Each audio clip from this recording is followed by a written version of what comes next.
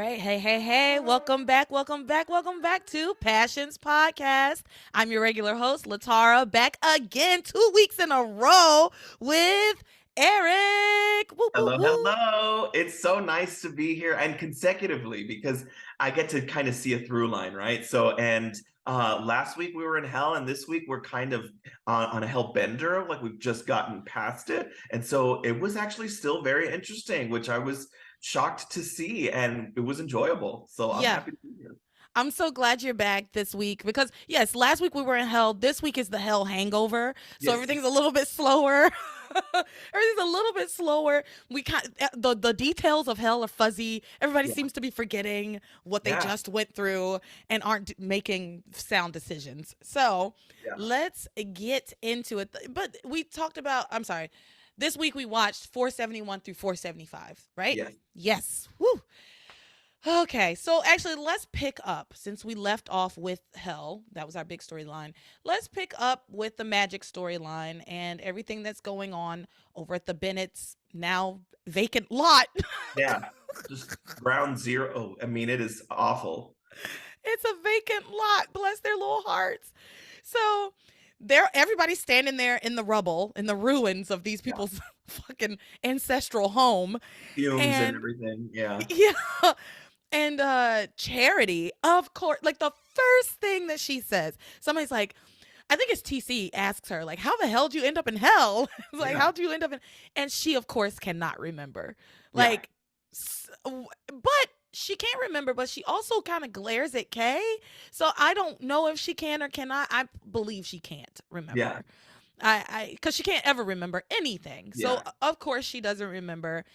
She looks at Kay and says, "Do you remember how it happened, Kay?" And Kay's like, Beats the hell out of me. I don't Yeah. remember either." Which, of course, you don't. I wouldn't either. I don't remember either. Oh God. Deny, to quote LeTara. Deny. Kay then like goes and talks to Father Lon again. Yes, I want to talk about that conversation. And she says, "Father, like, I need to get my soul back." And he tells her she has to make a full confession, which is bullshit because I don't think she would get her soul back because Tabitha has it. Well, and that was my thing. So as a Catholic, I was sitting there going, okay, so I don't, I don't, so I'm assuming Kay confessed to Father Lonigan at some point. I didn't see that. Is that what happened? Yeah. Okay, so I'll give that in that I feel like if you just confess your sins to God, like that should be enough. But to be absolved of your sins and the Father gives you a penance, you have to do what the Father told you. Usually it's a couple of Hail Marys, usually it's the act of contrition. You have to do something. But if he told her your penance is you need to confess to everybody, which I don't know if a father would actually do that. But if that's what he said, then that's what she should have to do. And then I don't know if in the world of passions, her soul would, I don't know, like choke Tabitha on its way back.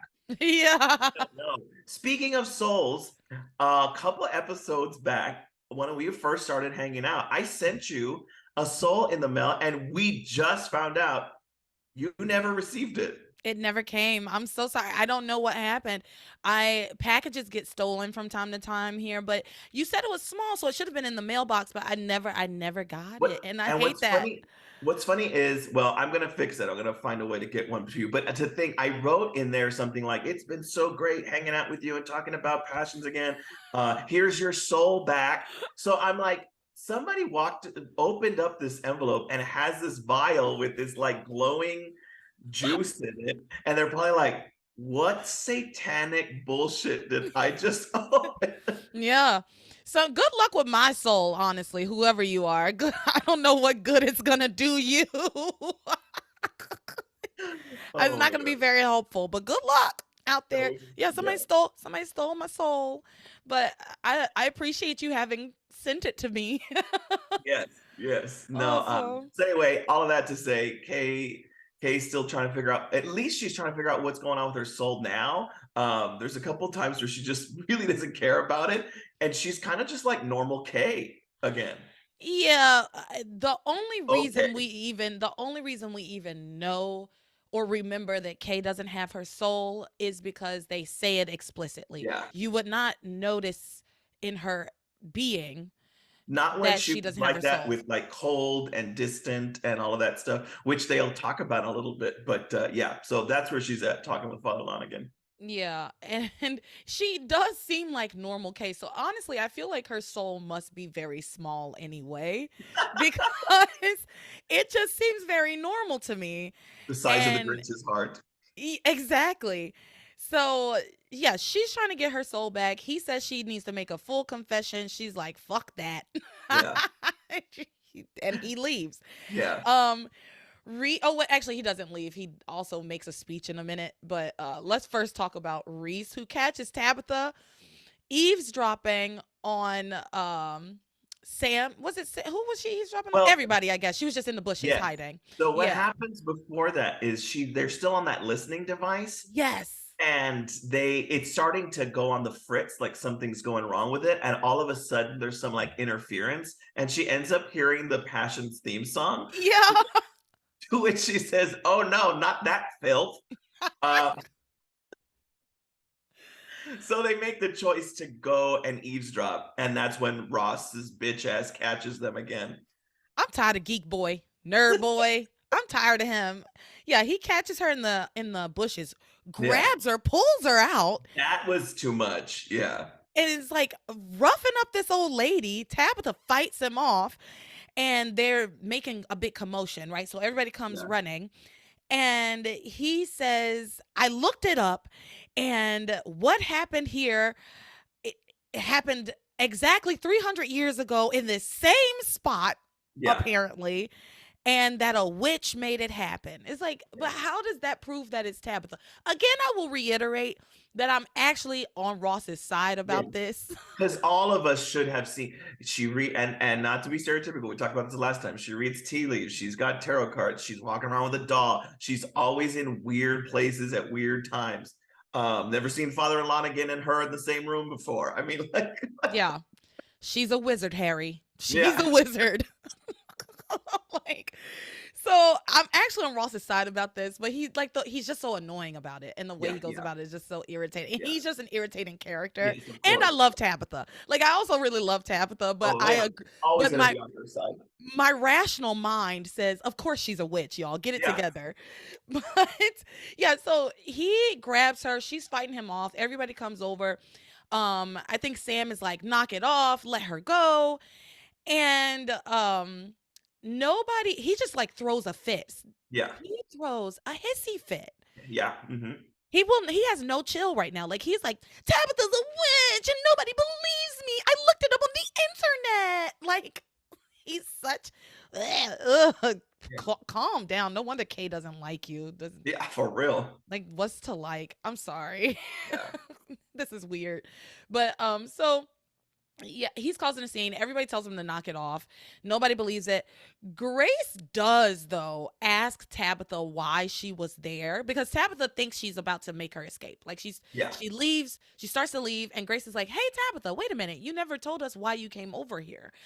And Tabitha says, "Oh, I mean, I just was thinking you all lost your home tonight, and I thought I would offer for you to come and stay with me." Tabitha, like, it's a smart cover. Yeah, that yes, makes complete sense. Of course you should offer for your neighbors to come and stay with you when their house has been sucked yeah, into a hell chasm. But you don't want these people in your house. Come up with yeah. something else.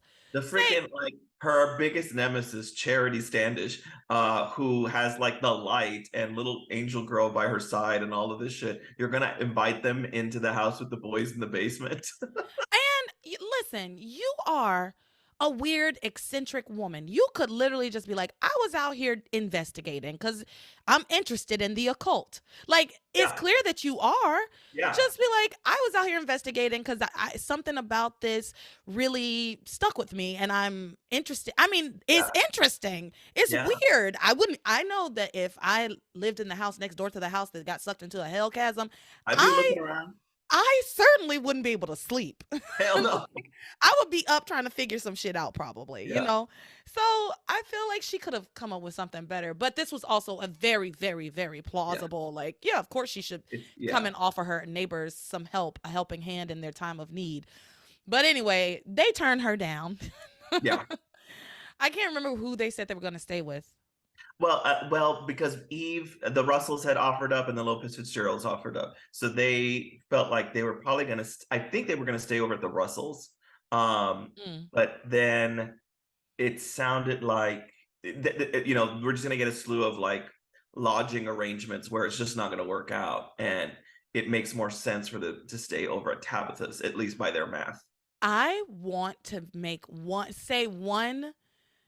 give one shout out to the writers of Passions, because immediately when they were like, where are they gonna stay and this and Yeah, that, I was like, don't they have that fucking B&B? Did that's what anybody I forget thought. about that bed and breakfast? And Yeah, they actually brought it up, and Grace says, well, we're all booked, and so yeah, they and they can't stay at need the the money B&B. now. Yeah, Yeah. Yeah, I was glad they put that little detail in. Passions yeah, isn't great with the details sometimes. And it was nice for them to cover that base. yeah, They never cover their bases, yeah. you know? So, yeah, they eventually do decide to take Tabitha up on her offer, but she goes home thinking that she's gotten over on them, right? She Yeah, and goes she's home just like, thinking, all right, my ass is done. I'm going back home because they caught me already, and I better quit my shit because this is too many times tonight. So, yeah, she goes home thinking that they're not going to come over to her home to yeah. stay. And after she leaves, also, she wants to get the fuck out of there because she notices Father Lonigan Oh, across yes, the that's what yard. it is. Yeah, And I don't know if y'all remember, but Father Lonigan can sense Tabitha's yes, evil. Like, he yeah, can sense it. And yeah, so if he gets too close to her, he yeah, will call her the fuck out. So yeah. she sees him, she starts to panic. She's like, I'm sorry, but I must be Juliet off. Mills, under the craziest circumstances, is such a great actress. Like, it just shows on her face, and she knows, depending on, okay, how far-fetched passions are we getting today, or how dramatic are we getting today? Like, she just knows her acting levels. And when she just her look on her face when Father Lonigan was on the other side, she was like, it just was so clear as day on her face. Like, I gotta Oh get the yeah. hell out of here. Oh yeah. So she rushed off. And then Father Lonigan gives a speech to everybody. Where was it? He says, he gives a speech about deception and says that secrets and lies are the tools of Satan. So come clean about whatever you need to come clean about. Otherwise, you're inviting more evil into your lives. And everybody gets this kind of look on their face. Dun dun. Oh, except for Ivy, who eye rolls and is like she. Ah! I don't know how to. I wish I could over a podcast, but I mean, she just looks at him like, whatever. I'm gonna fuck Sam by the end of the night. Like, we're making stuff happen. She does not, and that's because he has told Ivy as well. Like, you need to stop doing what you're doing. Literally everybody in here has told her she needs to stop. Everybody except for Ethan, who seems to be on board, Yeah, which is like, yeah. okay. And what a 180, right? Like, what a Listen, 180. Ethan ain't shit. And And I we'll will get there. maintain that. I will maintain that for the rest of my life. Yeah, I know y'all love Ethan. That ain't my testimony. yeah. I don't, he He ain't annoyed me shit. when I first watched. You know what? I don't mind this Ethan, but I like second Ethan a lot more. Oh yeah, Uh, me too. too. So whenever we get there, he takes a while to get. It's just all of them do. They take a while to get their footing, and then he's good to go. We're But almost there, I I feel think. like we are. Yeah, Because I think we're in like 475. We're 475. And I think this Ethan, we keep him for maybe 600 yeah, episodes. So, I mean, by almost there. I mean, we're still like 150 episodes off, but yeah, by passion standards, that's nothing. yeah, for real. Yeah. So, Um, yeah, Ivy rolls her eyes. She does not care that Father Lonigan told her to give up her deception. Honestly, at this point, she's not deceiving anybody anymore, though. no, it's all out in the open. So Yeah, she has no secrets. She has no lies. yeah, There's and no deception. There, we'll get there. But yeah, it is. yeah, at this Yeah, point, all of her shit's out in the open, and so she can roll her eyes and be like, "Look, fuck you, dude, father."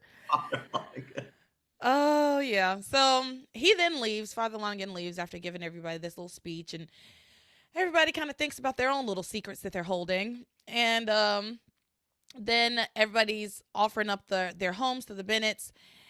They talk about the B&B, like we said. It's full. Then Jessica suggests that they take up Tabitha on her Yeah. offer. She's like, we can all stay there together.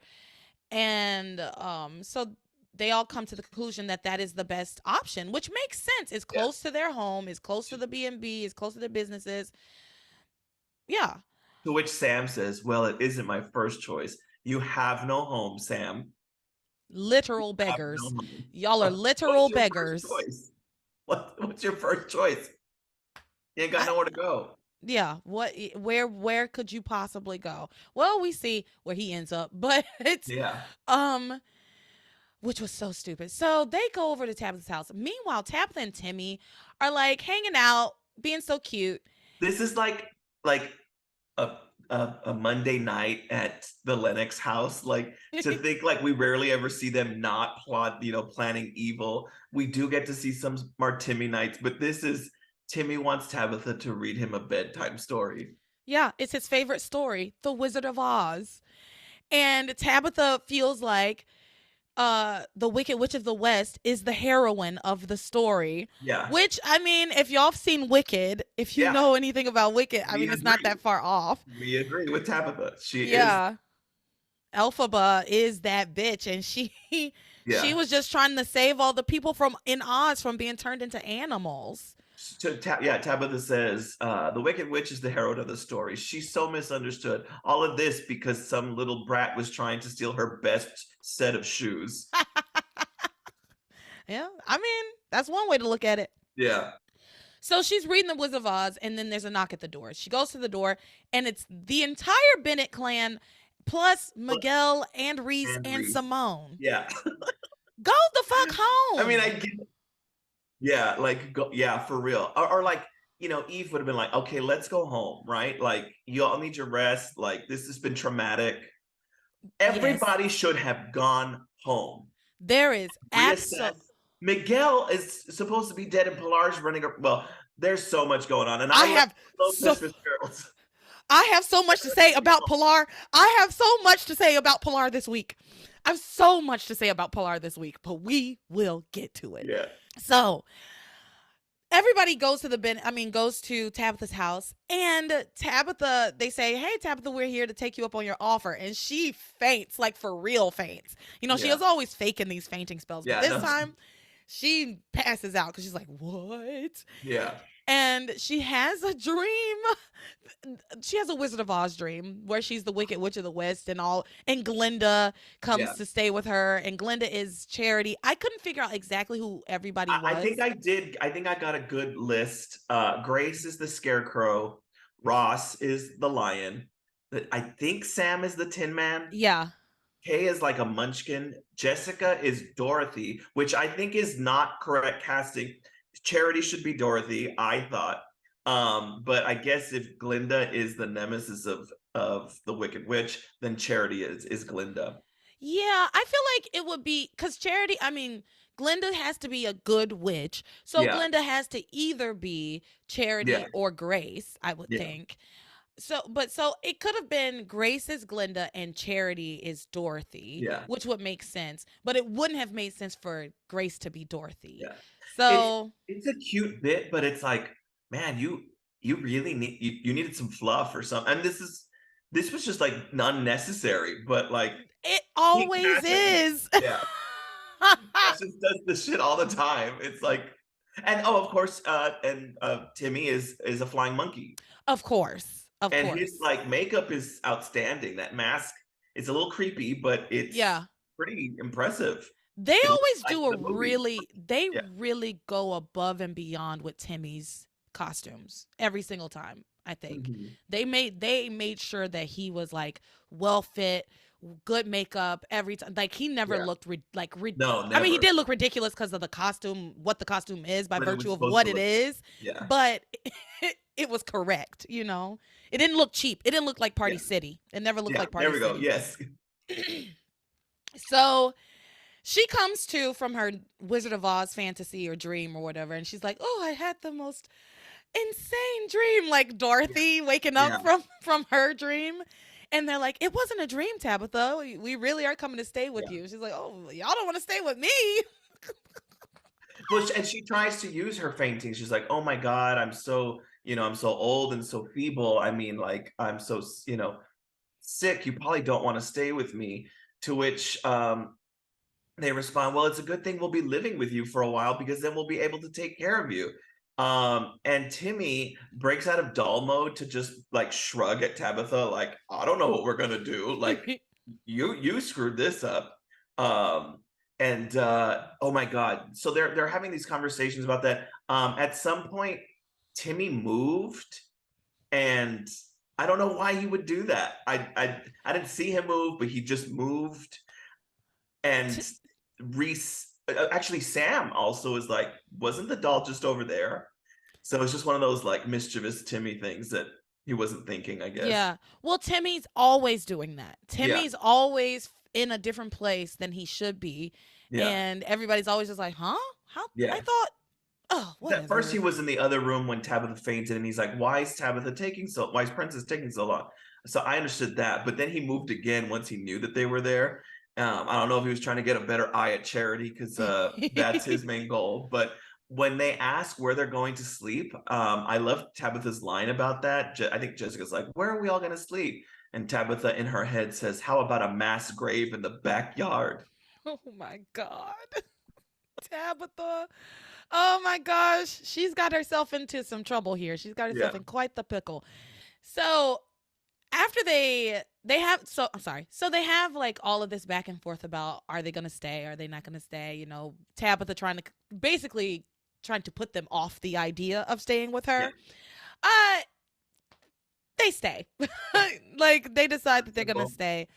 And Kay begins to plot to go and stay at Miguel's house. Everybody else is going to stay at Tabitha's house, but she is going to go stay at the Lopez Fitzgerald home. Yeah, And so she does she say it to Miguel? Let me say. okay, Yes. yeah. First of all, again, I just want to reiterate something that is so fascinating to me in these episodes this week is that no one has even had a chance to process that they were in hell, going to die, the house is gone.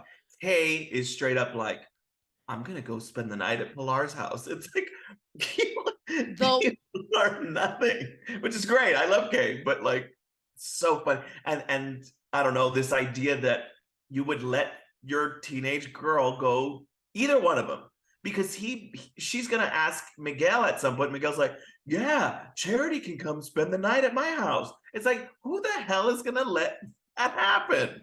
the way these people just move on with their lives immediately and don't when I tell you if I went to hell or anybody I knew went to hell and I watched the hell house like I saw demons and shit, it would be all I would be talking about for 10 years. Yeah, I wouldn't it would come up in conversation when I'm 95 years old. Like yeah. I it there's no fucking I would be trying to get as far from this town as I possibly could. It's time to move. It's It's time time to to move. I'm move. not hell no, I don't want you to rebuild a house on this fucking land. Hell la la la no. And then Absolutely let me not. go ahead. You know what? We're gonna stay right next door to where this all happened. Mm-mm. Mm-mm. No. I would have been Mm-mm. like, "I'm sorry, TC, you know what? I'm staying with you. I'm sorry, I'm pulling my best friend card. My family's staying with you. I will sleep on the floors." I'm sorry. I'm like, have y'all never slept on a floor before? They're fine. They work out just well. Everybody get Honestly. one child, everybody get a blanket. Like, Honestly, make it work. You can make it work because this is new. But yeah, so they all very quickly move on with their lives. Yes, yeah, Kay has learned nothing. no. And Nobody has learned anything. she's That's ready to go spend the night with Miguel. Yeah. that's actually such a crazy takeaway right now. Yeah. Not one person learned anything in this night. Nobody. Nobody. Everybody just went back to doing the exact same bullshit. So Yeah. yes, Kay is right back. Like we are where we were with Kay in episode like 75. So literally, she's trying to make her way into his home and try to seduce him. We literally did this already. Yeah. So yes, she says she's gonna go stay with Miguel because Pilar said that there was room for one person to stay at their house. Because Yeah. remember, Ethan's already staying at her house, and her house is Yes. small. Yeah. And so, To even though, you which, know what? Here's the thing. Louise like lives at Sheridan's basically now. So, so and why the can't somebody girls could step in? stay Yes, and exactly. share his bed at her at that house. Yeah. I don't know. Whatever. Anyway, With all that said, insert Tabitha's wooden bracelets. She overhears Kay's plan and she's like, you know what? This sounds like a good plan to me. And Tabitha's like, I'm going to do everything in my power to help Kay separate Miguel and Charity, which I'm like, I love it. Yes, go on, Tabitha. Might as well. I mean, they're right. And she basically says something like that to Timmy, right? She's like, I might as well use this opportunity to try and pull my shit over them because they're here. So I love that. I love that. oh yeah. So Kay wants to go stay at Miguel's house. She asks Grace, but Grace isn't into it. She's like, no. Oh no, she talks to Miguel first. Sorry, no. Yeah. She talks to Miguel first. She says, Miguel, one of us could stay at your house. To And which he typical young teenage boy goes, yeah, Charity can come stay at my house. do do do. Yeah. Yes, Charity, come and stay at my house. Yeah, Which he is does it exactly like that. Yeah. And and of course Kay is like deflated by No, this, but she's like, no, I really meant me. because Charity needs to have her rest. She should really be with my mom right now. And I'm like, Yeah. these are, I guess, but I'm like, but again, she's very good at playing the like, I was a tomboy and we were best friends, so it's okay. And I always spent the night at your house as a little girl. So she always reverts back to that. She's a master manipulator. She really is good at this. My thing is, if anybody should be staying away from Grace, right? Like she says Charity's been through so much, she needs to be with my mom. But you've been in hell too. Like y'all Yeah. went through the same experience, Yeah. and you should maybe be with your mom too. Maybe we send Jessica. She didn't really go through shit tonight. Go over there. Yeah. You She's know, fine. She's fine. she's the logical choice, Yeah. honestly. But anyway, I will um, say she does play like she's hanging over her parents. I will say it looks like something happened to her more than any of the other people. yes, I wrote that in my notes. I was like, Jessica is taking everything extremely hard. Yeah. Like And, she's the only one. She's the only one having like legitimate emotions, like the kinds of yeah, for emotions you real. probably should be having in Yeah. situations like this. Like she is very concerned, Yeah. which she should be. They all should be. Yeah. Actually, 1 point for Jessica. Yes. Actually, There you go. Good. Check.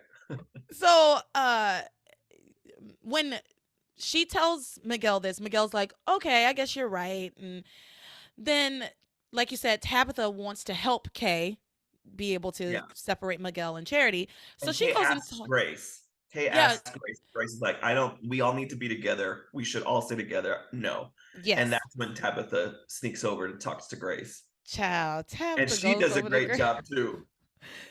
So basically, she says to Grace, I think you should try and give your daughters a little bit, give them the illusion of independence. Because Yes. I read an article in a magazine that children who don't have like the illusion of control of their lives get into drugs really bad. Yeah.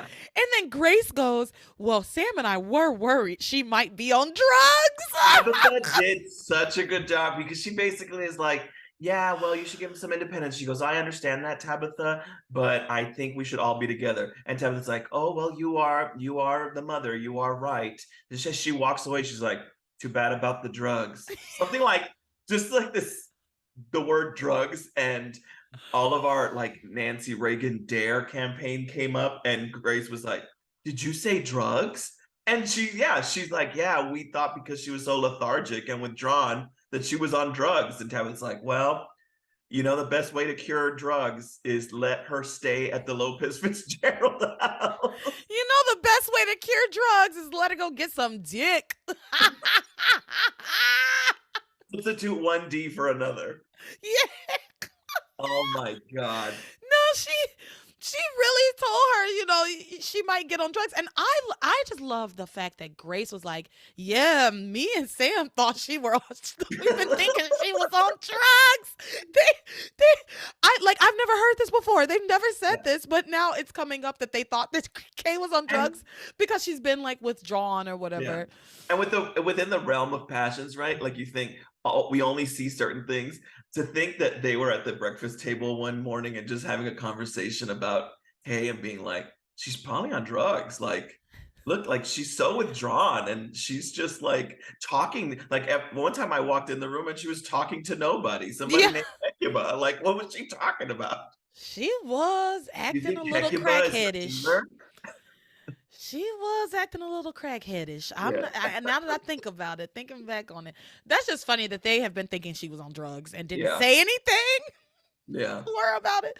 But anyway, Grace acquiesces. She's like, you know what, Tabitha? Maybe you're right. Yeah, yes, go and stay at Miguel's house.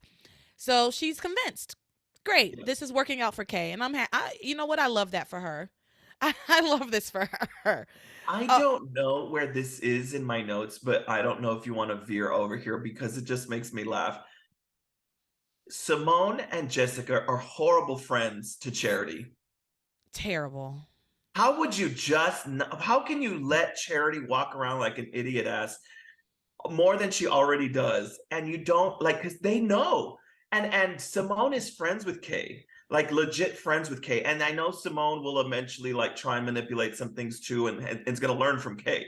But the fact that if you love Charity that much and Jessica loves her cousin Charity probably more than she really loves Kay, why would you just not be like, hey, just so you know, we think something's weird with Kay, but also don't you think it's weird that Kay's trying to go, say something. They say nothing. Yeah, I know it's a plot device, but it's annoying. I agree. I mean, Simone, I understand because she and Kay are best friends, right? So then that's one. I'll give you that. But Jessica has no loyalty to Kay whatsoever. None. She can't stand her sister. Her thousands and thousands of times. Yeah. And she's the one that's like, Charity and Miguel belong with each other. Then tell Charity, hey, my sister's trying to bang your dude and has been trying so since the minute they for thousands of years. I think thinking about this though, I think it might be possible that Jessica doesn't want to stir up any more trouble than is already happening in their lives. You're calming me down. Because she's taking the whole family falling apart stuff very, very hard. Yeah. And I do think that probably is part of it because I think that in her mind, Kay is delusional, and Miguel is never gonna leave Charity for her anyway. So why create more turmoil in their family between their parents, and create more negative energy? I think that might be. I mean, I'm spitballing here. But this is what we do. We try and put some three-dimensionality into a show that just did a Wizard of Oz sketch. Yeah. After having a house get sucked into the hell. Exactly. So. But yeah, they do. I agree though that they both get together and side eye Kay a lot and do a lot of whispering to each other about Kay. Yeah. And talking Kay ain't shit, but also aren't saying anything to Charity about it. Yeah. Y'all ain't shit. So leave my girl alone. And so Simone, speaking of, let's go ahead and go over this. Simone has a conversation with Kay wherein we basically learn that Kay has learned nothing. Yeah. And that she is back to square one of I'm gonna seduce Miguel, but she also has this new fervor in her, I feel because he has told her multiple times that he loves her. He has told her multiple times that if Charity had never come to town that they would be together. He has also kissed her on multiple occasions now. Yeah. So her fight she has more fight than ever now. Yeah.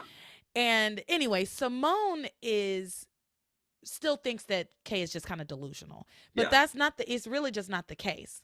No. But they have this conversation where Simone is like, have you learned nothing? You still don't have a soul. I'm so disappointed in you, basically kind of stuff. And Kay says to her, listen, I'm going to do what I'm going to do. Maybe you should be more concerned about what's happening between Chad and your sister and Mhm. not what I'm about to do, Mhm. because that is your business and this is mine. Yeah. she she really shut her down. Like, Simone didn't have anything to say after that. So yeah, Kay's gonna go over to Miguel's house. Yeah. That's that. There's a loud sound before Kay and Miguel and everybody's about to leave, and then there's a very loud sound from the basement, like roaring or something. Yeah. Roar, Our like, boys in the basement. yeah, they're acting up. And Sam wants to go check it out. Reese wants to go check it out. Everybody wants to go check it out. Tabitha's like, "What sound?" Yeah. It's like everybody's like, "You didn't hear that?" She's like, "No, what?" Yeah. What sound? Then they try to go down in the basement. They realize it's coming from the basement. They try to go down in the basement. The door is locked. Timmy very quickly hides the keys. Finally, his doll alias helps us out a little bit, and he Yeah. grabs it and puts it in his pocket. Yeah, so they can't get down into the basement. There's a lot of back and forth. I don't want to go too much over this. There's a lot of back and forth about the basement.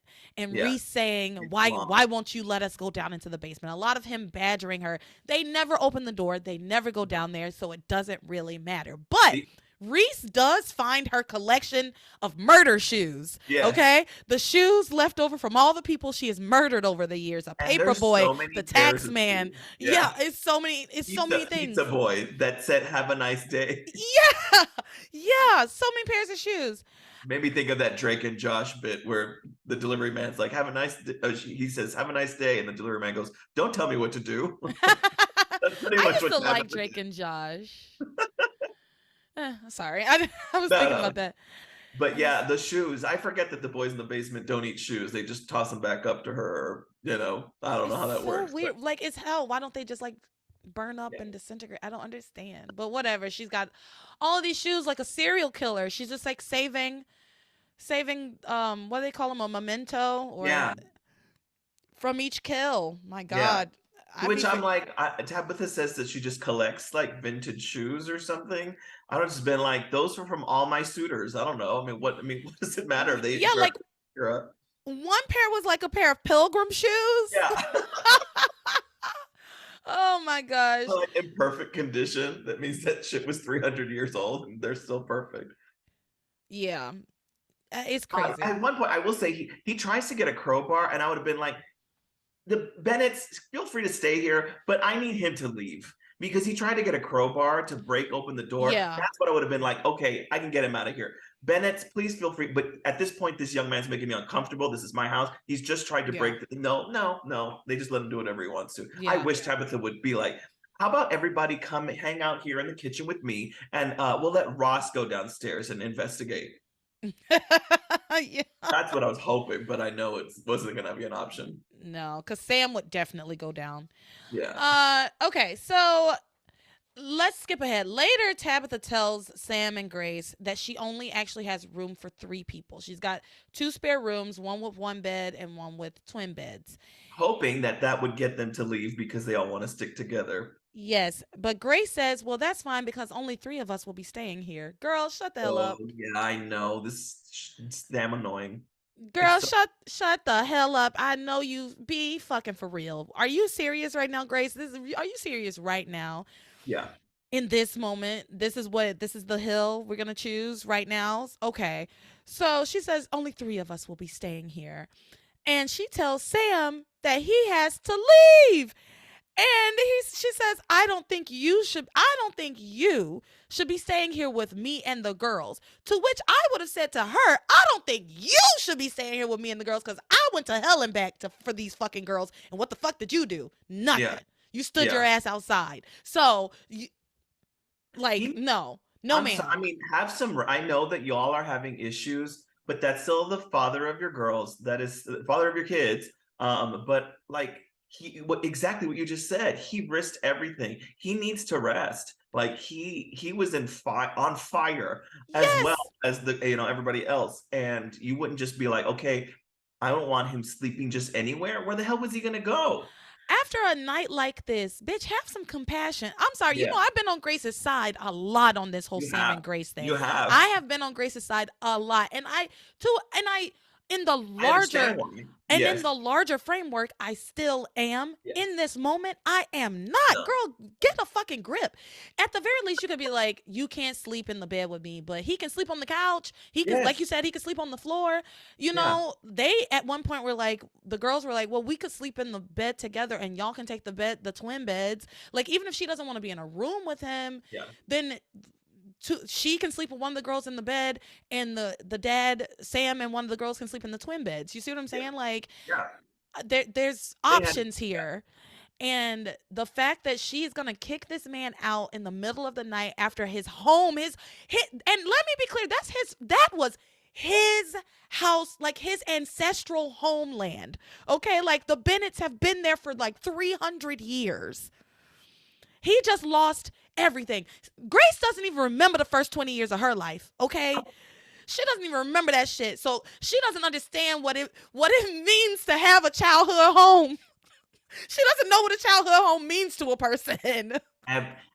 Soap opera amnesia shaming. I'm just saying, like, Sam has been through so much tonight. Yeah. and That and is, and yeah.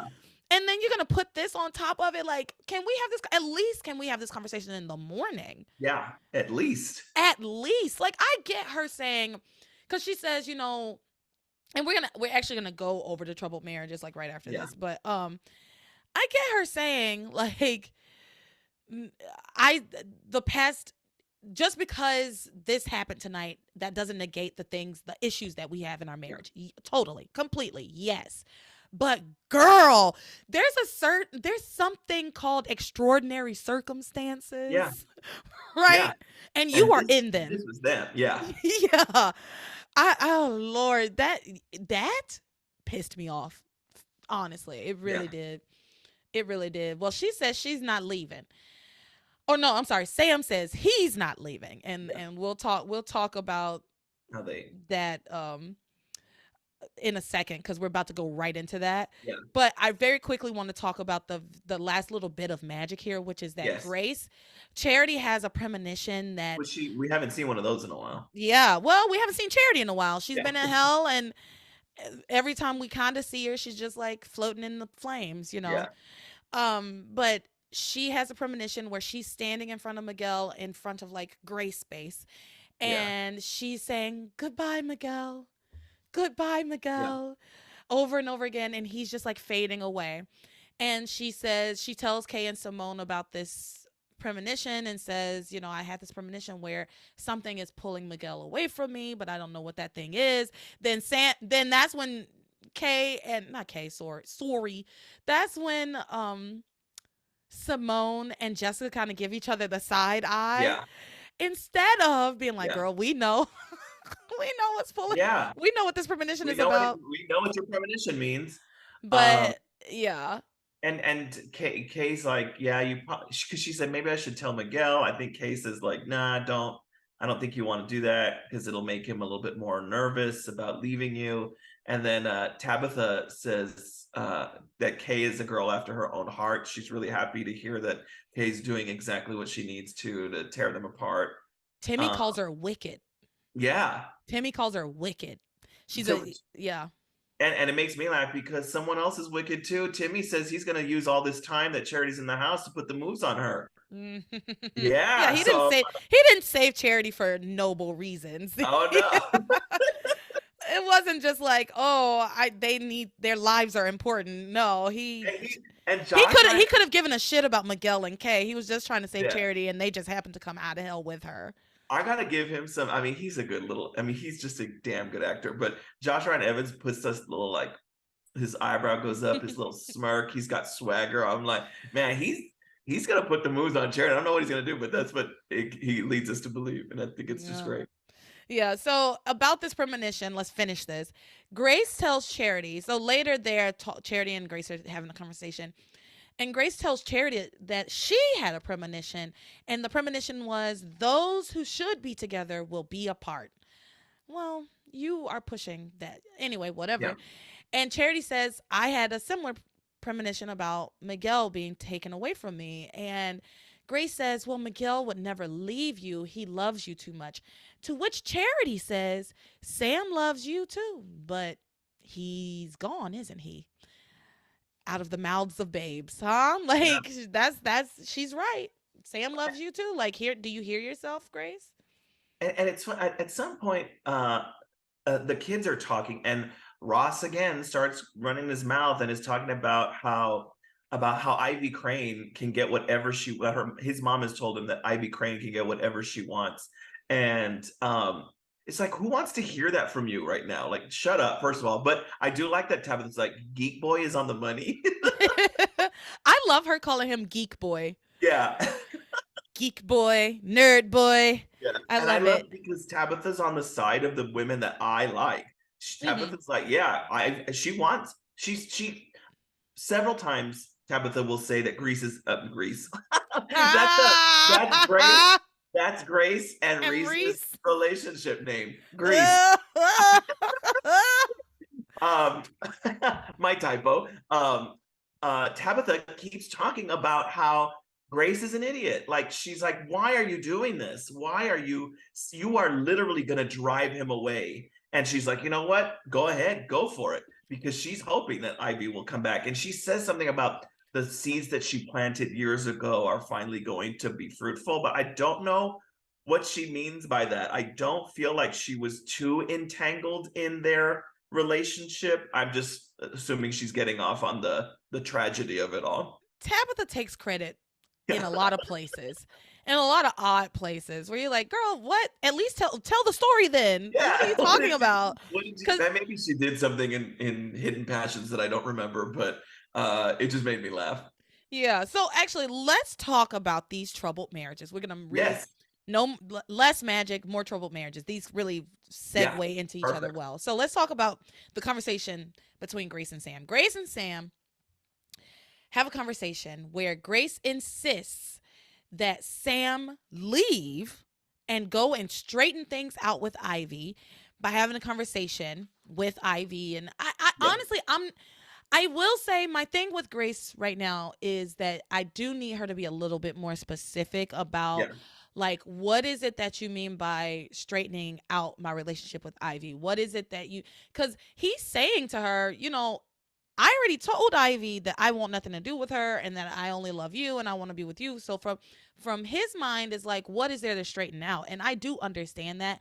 I do Yeah. also understand that what she means, I believe, is that Sam needs to sit down and have an honest conversation with Ivy Hash it about all out. about how he feels about all of it. Not just I don't want to be with you, but the beginning to the end and close the book. Yeah. I think that's what she wants, but she needs to say that to Sam Yeah. cuz he's a fucking himbo. He's dumb. He's not a smart man. Yeah. I mean, I don't know how many other ways to say it. He is an idiot. He's not as dumb as Miguel, but he is close. Yeah. And a lovely man, honestly. Yeah. I really like Sam. I've had some issues with him, But overall, as far as Yeah. the men on this show go, especially, he's like top tier. Yeah. So so he's an idiot. Like, he's dumb. Yeah. And you have to be explicit with a with a dum with dum Yeah. dums. You got to be a little more explicit and be clear and give better directions. And she's not doing that, so he's confused and he's getting more and more frustrated about it. Yeah. And so Grace is doing the exact thing that everybody says she's doing, which is like, you're pushing Sam away, you're pushing him right into Ivy's arms, you're playing right into her schemes, blah blah blah. I also understand where Grace is coming from with this, where she says, like, if she can take him, then I never had him. I mean, okay. That I was like, I was like, okay, you have a point there. I'm like, you're gonna test him. I just think I don't know. I just feel like it's just a little much. It's just a little much. Like, why test him? Just say, I don't want to be with you. I don't trust you.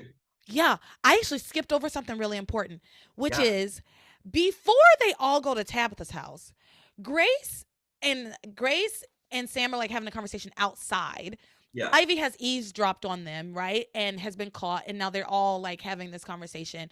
Grace says that they need to have a conversation. He then very disingenuously says, okay, I'll do it. And he just turns to Ivy and yells at her. I Yeah. forgot about that part. Yeah. Yells at her, I don't love you. Leave me alone. Stay out of my life. And then Yeah. turns back to Grace and is like, is that good enough? And Grace wasn't convinced, and neither was I. Yeah. And so that is where we kind of started this Yeah. series of events where we end up where she's saying that you can't stay at the house with us. Yeah. You can't stay at Tabitha's house, which is Tabitha's house. You can't kick somebody out of somebody else's house. And Tabitha does say something like, because they're like, what we don't want him to leave, and she was like, I don't want. She goes, he's more than welcome to stay, but that's between Grace and Sam, and so it's so weird. That whole thing is dumb. Yeah. So back in Tabitha's house, Grace finally just is like, I don't want you to stay here. We need some time apart. This is important for our marriage. So for her, she believes that the time apart will help them grow in their marriage. He believes that they should be together and Yeah. working together, which I understand both sides of this. I really do. I really do. Because it's like, how do you work on your marriage if you're not together? Yeah. But also, Grace has been through several traumatic experiences at this Yes, point, that is true. and she probably does need some space. Grace needs some therapy. Yeah. Grace needs therapy. She doesn't need space by herself necessarily. She needs a trained professional to talk through all of this with. Because, like, Yeah. again, I mean, she does have amnesia. I mean, she's been Yeah. through a lot. Yeah, she has. She has. And I think this just broke her. Like, this was just like the final straw. Yeah. And so Sam eventually is like, okay, I'm going to leave. If this is what you really want, I will leave. And he goes out to the living room to tell the girls that he's going to be staying somewhere else. And he decides that he's going to be staying at the police station bunk room. Yeah. And which it's just one room with one bed. It's like a room with one like queen size bed. Like, Yeah. how is that a bunk room? Shouldn't there be bunk beds in there for like the multiple? I don't know. Anyway, so but Jessica takes it hard. She breaks the fuck down. Like, no, please don't leave. The girls are pissed. Yeah. And this begins like, including Kay. Kay's very upset as well. this begins like, you know how Kay gets to the point where she like hates Grace, you know? Yes. I Oh, remember yeah. that. And I'm Yeah. pretty sure this is like the beginning of that. Yes, because I think at some point right now she's not friendly with Ivy, but I feel like they start working together, if I recall. Like there's something there that happens because she's so mad at Grace. Yeah. Well, right now she's like, I hate Ivy Crane for trying to Yes. break up my Yeah. up my parents' marriage and break up my family. But I do remember later on she and Ivy become like, I don't know if they become tight, but they work in tandem for like Yes. to help each other out. Yes. If I remember correctly. It's so funny, like, right? It feels, speaking of amnesia, it feels like we have something there, but we're not remembering exactly how we get there. I think that's pretty fun about rewatching all these episodes. Oh yeah. Speaking of rewatching, sorry, I'm gonna go off on a quick tangent. I'm rewatching Game of Thrones right now. Have you ever watched that? On and off. Oh, okay. I'm rewatching it right now, and my niece has never watched it, so we're watching it together. And I've been like taking videos of her in the moments, like the most shocking moments, I just love like seeing her reaction to it. Yeah, because they're fresh, right? It's so exciting. Yeah, it's so pure. Like the reactions are so pure. But anyway, okay, jumping back in. So, Sam says leaves. The girls are really upset. Meanwhile, Ivy is like at that park where she and Sam used to like hide their letters to each other.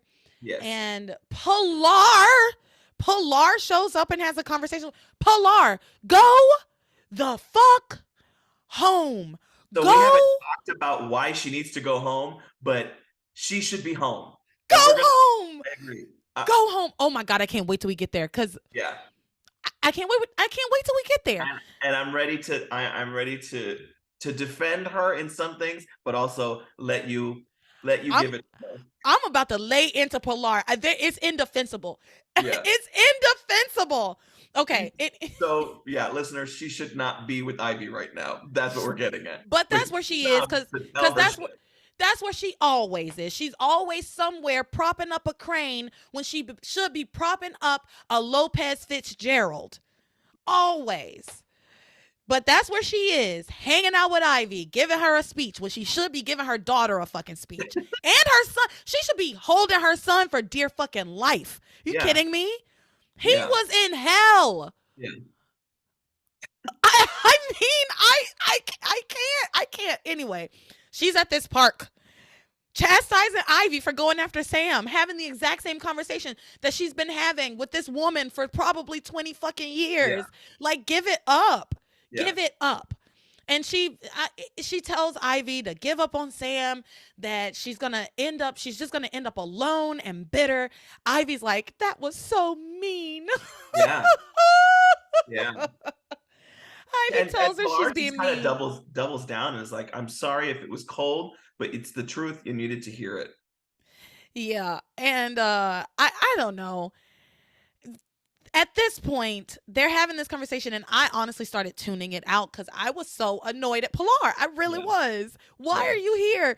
Well, then her child bumps into her with Kay.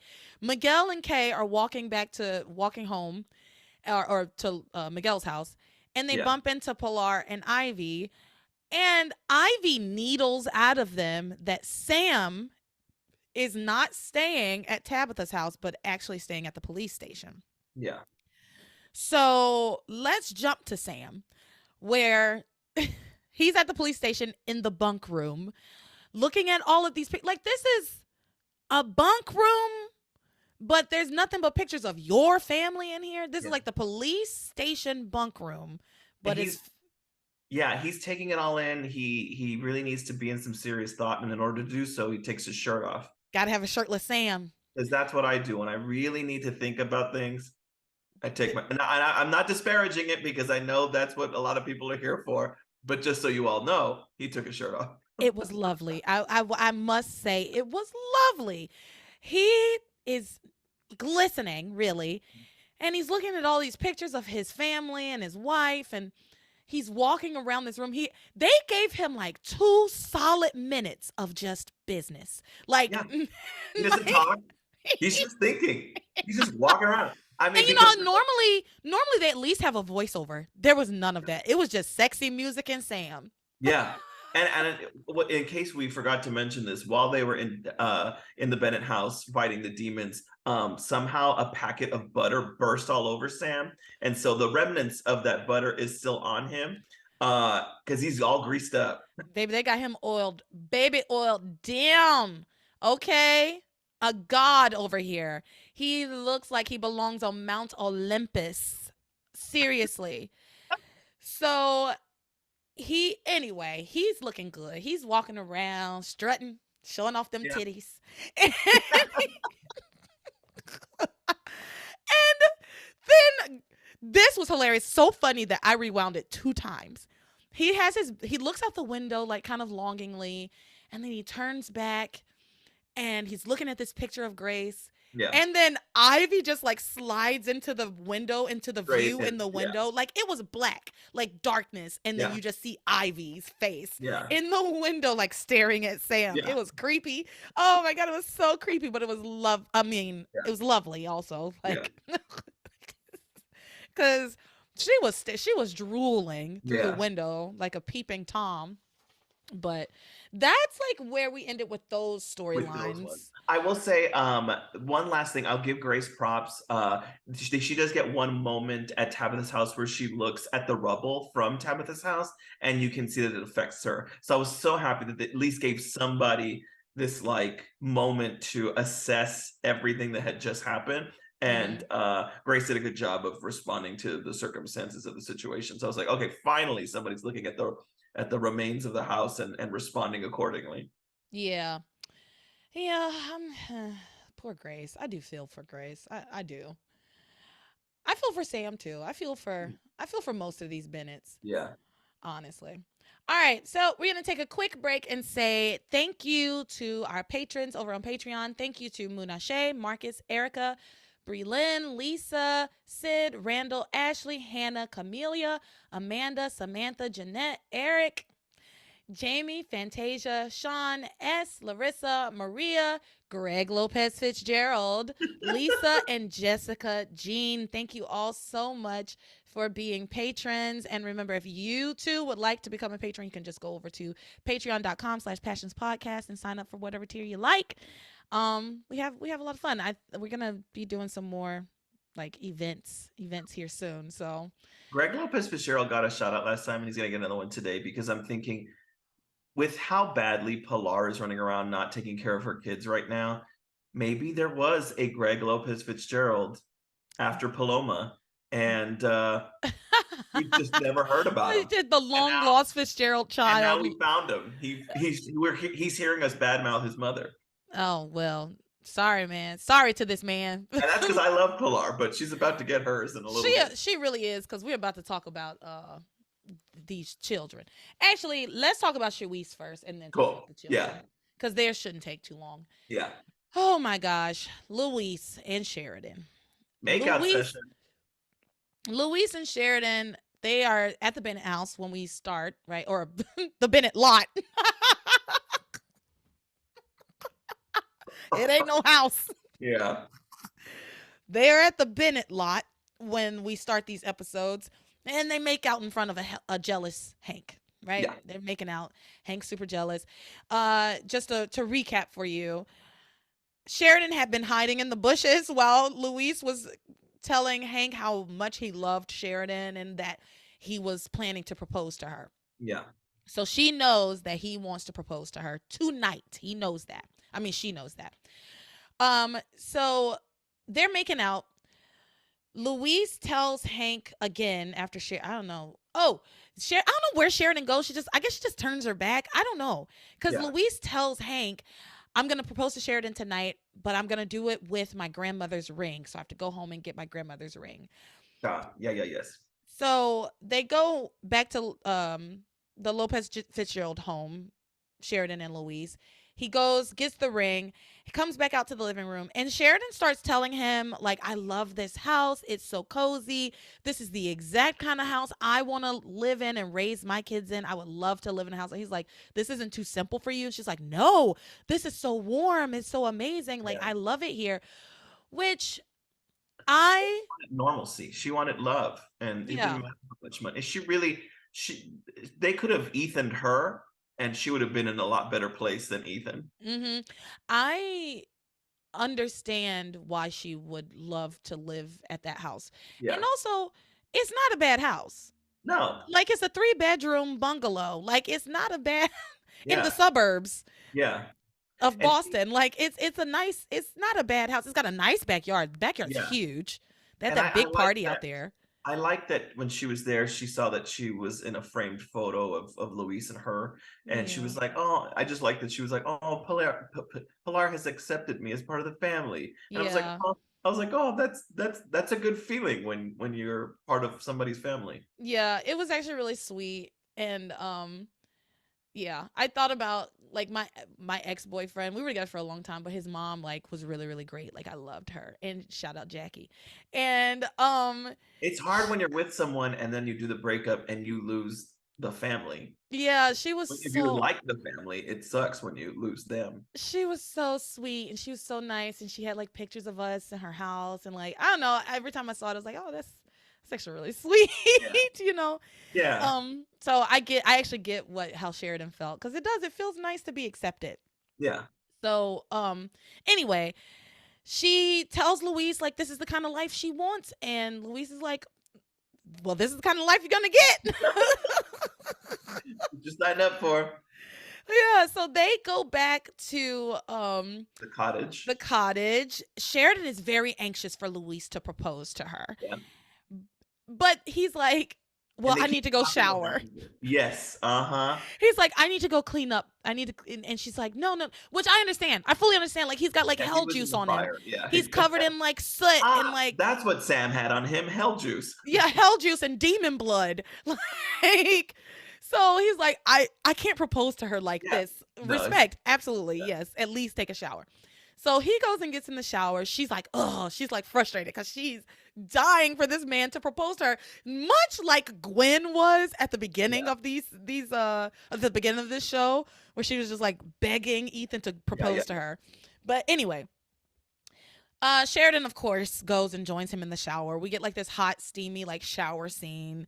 Fine, whatever.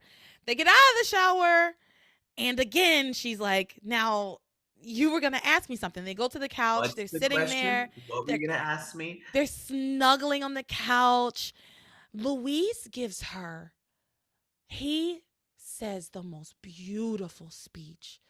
I mean, a stunning. I didn't get it all down because I was No. mesmerized. And it lasts Like, several segments. It's not just one. Like it'll pause and go on, and then he's still talking. it was gorgeous. If a man said those things to me and I felt like he really meant it, I'd fall to my knees immediately. Immediately. That's all I need. It doesn't take much. Honestly, the bar isn't that high, but a lot of men just can't clear it. Well, But I would dress as a schoolgirl. I would dress as a oh, Puritan. I would dress. whatever you need. No, but he really does. He gives her like the most beautiful, beautiful speech. Let me see if I wrote any of it down. I got he talks about how she's his reason for living, that she's the reason he gets up in the morning. She's changed his life. She's made him a better person. He talks about how great she is as a person. Like, these are the things that make a woman swoon. And then he asks her, he takes out the ring and he says, Sheridan, will you marry me? And it's silence. And what irritated me about this is she doesn't say anything. And he goes on. He says, will you marry me? And then he goes on because she didn't say anything. And she's on his chest, so he can't see her. And he says, I know with absolute certainty that you are my soulmate, and I love you more than I've ever loved any woman in my life, romantically in my life. And he goes on and on and on. And we see her. We see that she's awake. But I knew that this was gonna be the bit. I knew this was gonna be the bit, but I was hoping it wasn't gonna be. And when he said, Sheridan, will you marry me? And it kind of went to commercial, and we saw that her eyes were like, oh, open. She was awake. And then he's like, do you like, are you gonna say Yeah. anything? And the camera pans out, and she's asleep. And that Knocked shit out. really irritated me. Knocked No, out. it doesn't track. I'm sorry. It doesn't fucking track. If you know a man's gonna propose to you, you know it, You and you've got been the anxious energy. for it. You're up. You're awake. And you're Sheridan Crane, who has been through hell and back with men, you're not falling asleep on this speech. So, this is why you take English literacy classes. This is how you take all this stuff like foreshadowing and symbolism. Do you know how I knew it was going to happen? Because we did not get one single. That stupid little, oh, somebody's in love or just had coitus noise. Yeah, we didn't get any. I was like, ain't gonna happen. Meanwhile, Sheridan is dreaming of her perfect, which just happened in real life, but she's dreaming of the perfect proposal, which is like in a garden, in like some kind, yeah. This was so annoying. Yeah. She fell asleep. He lays her down on the couch. He's kind of like, oh, she didn't hear anything I said, but he like still loves her because of course he does. He lays her down on the couch because he's not as fickle as I am. Because listen, Wake up. if you did that shit to me, if I bared my fucking soul to you and you fell asleep, we're never you do not exist anymore. Do you hear me? You do not exist on my plane of consciousness, nor do you exist on any person who I care about. Yeah. Like plane of I'm going to tell every person, don't you ever think in that person's direction ever again, okay? Because listen to what they did to me. Anyway, he does not take it that far though. He's just like, No. oh well, I'm sure she was tired. Yeah. Lays her down, puts the blanket over her, gives her a little forehead kiss. And yeah, she dreams about this proposal. Tell him about it, because I can't. Oh, it's just there in like a garden. She's wearing a beautiful dress. She's walking around. Luis looks fantastic. He gets down on one knee. He basically says, I love you. You're the person I want to be with. And she's just over the moon happy. And that's the dream sequence. Yeah, and the speech that he gives in her dream paled in comparison It's to so the fast. beautiful speech he had just given her. Yeah. But whatever. She's sound asleep. There's a knock at the door. And Luis goes out, and it's Hank with champagne. That's so weird to me. I mean, I guess if my homeboy was like cool enough, but to me, it's between the two people. I don't know why anyone would show up between the two people. Because Unless Hank you invited the family, like, you know what I mean? If you made it an event or anything like that, it was just the two of them. because even though Hank has a shiny new body and a big pretty new face, he is still the same old nasty Hank. Okay? That's still Hank in there. He's still about to Yeah. Hank it all up. Yeah. And he shows up so inappropriate. He's proposing. It's the middle of the night. It might be Yeah. like 2 a.m. at this point. Like, Yeah, it's God only late. knows what time it is. We don't know how long we were in the fires of hell that evening. Why would you come over at this point in the night? Like, wait till tomorrow. Wait till I call you and tell you about it. Like, anything could have happened. Yeah, that was Anyway, weird. It was so weird. he's weird. He's weird, just like his niece Charity. So so he comes with champagne. Luis explains what happened, that he bared his soul and Sheridan fell asleep. Yeah. Hank gives him his stereotypical, like, Hank pep talk, like, you're a great guy and I'm sure she'll love it. Yeah, you've got this, man. Even though he's still, like, you can see the way he eyes kind of Luis and eyes Sheridan. Like, the intent is there. Like, that there's something bad behind his eyes. Maybe I'm reading into it, but I think that's what's happening. There's something a little, like, funky there, a little betrayal on the horizon, I believe. So anyway, he gasses Luis up again, and then he fucking leaves. Yeah. Okay. He gets back inside. Sheridan wakes up, and they go through the whole thing again. Yes. Are you going to ask me a question? I have an answer. If you want to ask me a question, I think I know what it is. And then she recaps the dream a little bit, making it sound like the perfect proposal, which therefore makes Luis feel like he did not do the right thing. I want to talk about the sequence here, actually, because it's actually very important. Here is the sequence. Luis comes back in with the champagne. Yes. And then Sheridan wakes up and goes, oh my goodness, what happened? He says, well, you fell asleep. And she's like, so disappointed in herself. I can't believe I fell asleep. I'm so sorry. But you were going to ask me about something. I know you wanted to ask me a question. What is it? Like, tell me, like, let's do this. And Luis is like, he's like, okay, but not here. Then they go to the bedroom. Okay, fine. Yeah. They go to the bedroom. He gets so no down. one can interrupt them. I think he said something. Yeah. I'm like, he gets down on one knee in front of this woman. He gets down on one knee, pulls out a ring. Yeah. And then she fucking chuckles. He's about to give her a beautiful speech again. He's like, so Sheridan, and he's like holding her hand, and I know we've had our ups and downs and blah. And then she goes, ha ha ha. And he's like, what the fuck was that? Yeah. He's like, what was that?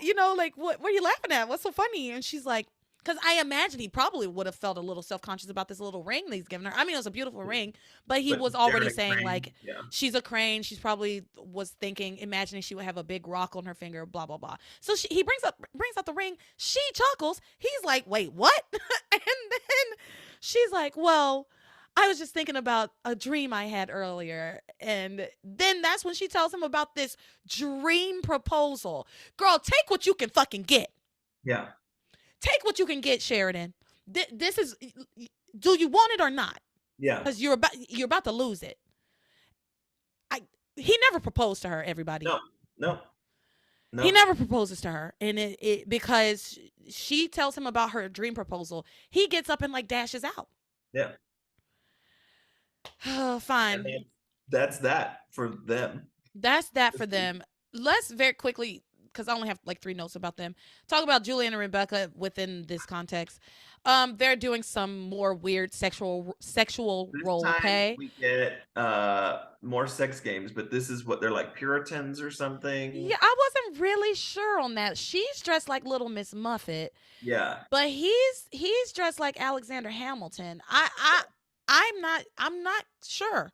I'm not Yeah. clear on the time period, honestly.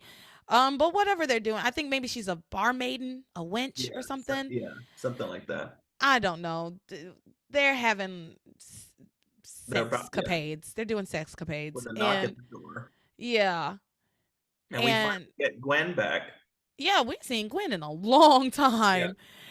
Gwen comes in, Julian leaves. She heard on the news about the Bennett house and was wondering if Ethan was anywhere near there. And they say we were there. They say Ethan looked fine. And then we get the Teresa, Ethan, and Gwen storyline coming back again. With Exactly. Rebecca again saying, I'm going to have Julian adopt him. I know he still loves him, blah, blah, blah, blah, blah. Yes. Um, After Gwen leaves, Julian comes back. They recap this whole imposter scenario, Yes. and then they play cat burglars. So they do a Yeah. second. They do like another Yeah, they costume do a costume change. change. Yeah, and then they go out to do like some like I don't know what you call it when you have sex out in nature, but they go Yeah, out to do that like in the al wild. fresco. Al fresco, yes. And they're like dressed up like cat burglars. I don't know. Yeah, And then they happen upon the cottage and see that Luis is about to propose. propose to Sheridan, but also see that he doesn't actually do it. And that is where we kind of end it with Yes, that was very shoot. fast. Yeah, perfect. I think it's important to note that they saw that Luis was ready to propose because it means that they now know that they have to expedite their plans to break the two up. Yeah. So And I then again, imagine. it just launches Gwen into go looking for Ethan. That's what we get Yes. out of all of those things. And it is a perfect segue because now we're going into our fated couples. And here we go. Teresa, Ethan, Gwen, Chad and Whitney. Let's actually talk about Chad and Whitney Yeah, first. Let's get through they're this. they're faster. That's easier. Yeah, let's slog through this mess of Chad and Whitney. I'm sorry, y'all. This did not do it for me. It's annoying. Okay, so let's pick up with Chad and Whitney and Simone, our threesome. Mhm. Ugh. The devil's threesome over here. Um, they are still at the Bennett site. Mhm. And Simone asks Chad what he wants to get straightened out. So apparently, I guess that's how Chad's we trying to, yeah, ended the last week. yeah. Chad's trying to say, I'm gonna tell Simone that we are not boyfriend and girlfriend. We've never been boyfriend and girlfriend. Yeah, so she's saying he's saying we're gonna get this straightened out, but then he hems and haws and is like, she says, "Well, you're my boyfriend," and he doesn't say anything to that. Like, it's such a simple like, I'm not your boyfriend. I don't. I really. I adore you as a friend. He could even be awful and say, I love you like a sister. But I know. But he could say that. But the other thing too is, I don't know any sibling that would just let the other sibling look like a complete idiot ass. Like, why doesn't Whitney just grow? I know she's. Oh, I'll lose my sister forever. You are making her. I mean, she just has egg on her face for years from this, because we're going to play this for a long time. And you can't just say, you know what, Simone? First of all, he's much closer to my age than he is yours. Second of all, it's just we're together. I mean, but we're Yeah. going to play this game for a really long time. Let me tell you a little something about sisters. Like, Again, I don't they have will one. take the That's sister. opportunity. They will take the opportunity to set their sister straight. Like, That's what I thought. I mean, that's what I thought. absolutely. I mean, here's the thing that's the thing about family. I think for most people, we are so conditioned to be like, family is like the most important thing. No matter what happens, we're still Yeah. family, right? So You can say things to your family members, like especially like your close family members, that you might not say to other people. Yeah. You can say things. I'm not saying it's right. I'm just saying that there's a different level of comfortability. And Yeah. so, especially between siblings, I feel like you say things to each other, and there's certain things you would never say to your sibling. You know what I mean? Yeah. Like just, but Setting a something like sibling this, straight, a setting boyfriend. setting a sibling straight and saying, you're doing wrong. That's like sibling 101. You can go and say, no, this is wrong. She can very easily say to Simone, "That I'm sorry, girl, that's my boyfriend. He's just trying to be nice to you, and he should have told you sooner." And honestly, I'll have a conversation with him about that. But And I've been wanting to tell you, but because mom and dad have been so weird about Chad, I haven't told you because I'm trying to figure out, there's so many things to just say, like, I wanted to tell you. However, TC would murder Chad. Like, it's very simple. Like, there's so many ways to have said it. Nothing. mm-mm. They won't. They just won't. They just won't do it.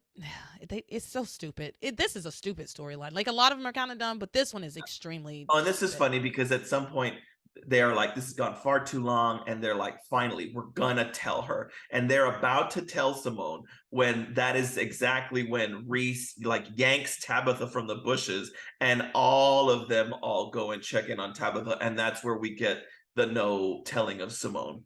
Yeah. So Chad and Whitney then go home together. Yeah. I mean, Chad and Whitney go home together. They're in her bedroom having a conversation with the door closed, I might add. Yeah. And Yeah. which would not have flown at my home at all. No.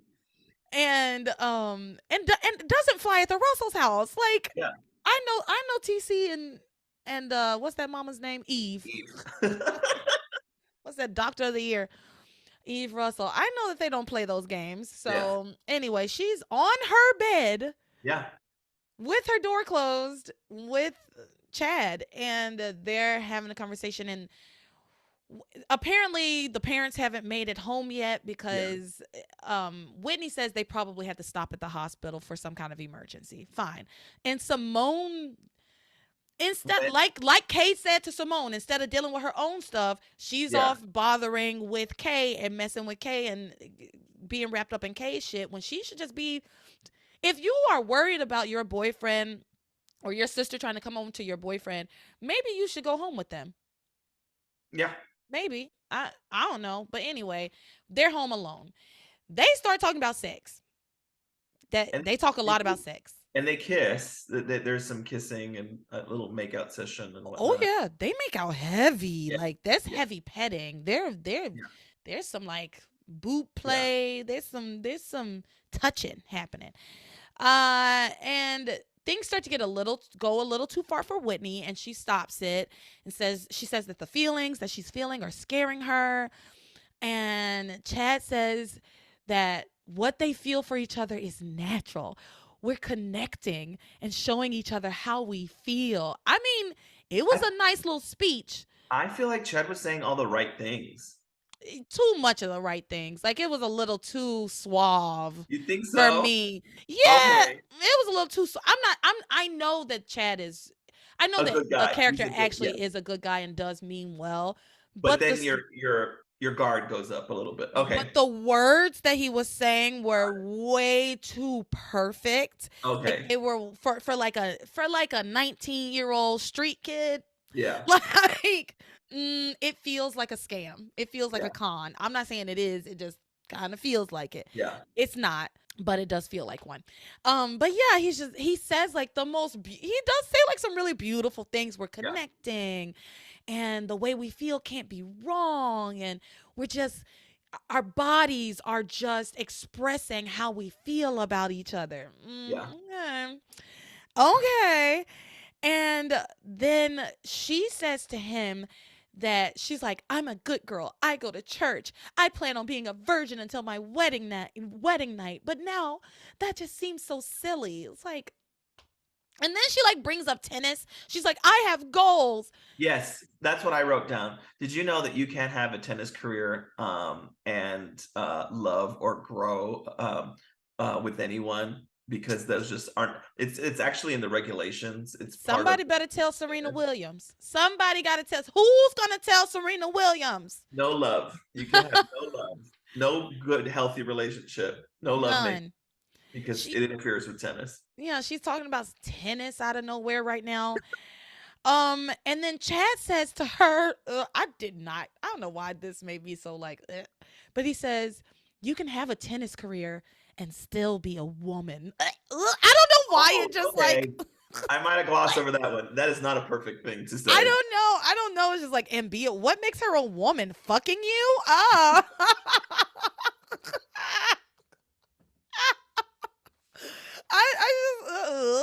And Whitney freaks out. I mean, she freaks out at this point, and then she kind of lambasts him, and is just like, you, because at one point you'll probably get the phrasing right, but he says something. She says something like, "Is that what you want from me?" Or she just jumps the gun a little bit. She goes from 1 Yes. to 12. Yes. Like so fast. I had to rewind because I thought I missed something. Me too. I was like, wait, what? Because he gives her this very lovely speech, and then she just like goes the fuck off. Yeah. He says to her, that he says, I'm not trying to push you into something you don't want. I'm not gonna take this any further tonight because I know you're not ready, and I have too much respect for you to guilt you into something you don't want. He says, but what we're feeling isn't wrong. And he says, what happened tonight, the trauma we went through tonight, made us both want to be close. That's all. Yeah. That part was really lovely. This part of what he said, I was like, felt very genuine, felt very like nice. But then she like goes off on him about like, I know the other kinds of girls that you've had sex with. Yeah. And I was like, I thought we were past this. Like, why are you? Yeah. And then at one point she's like, so what, you don't want to have sex with me? Yeah. I was like, what is happening? It was every segment that we got from them, the tone shifted so much. And I was like, what? Where did that come from? Yeah, I don't know. It was so weird. Yeah. She's like, when I make love for the first time, I want it to be with the person who I know for sure I'm going to spend the rest of my life with. Good luck with that, girl. Good luck. Good luck out here in these streets. I mean, fine. I guess that's how 18-year-olds think. I guess. Good.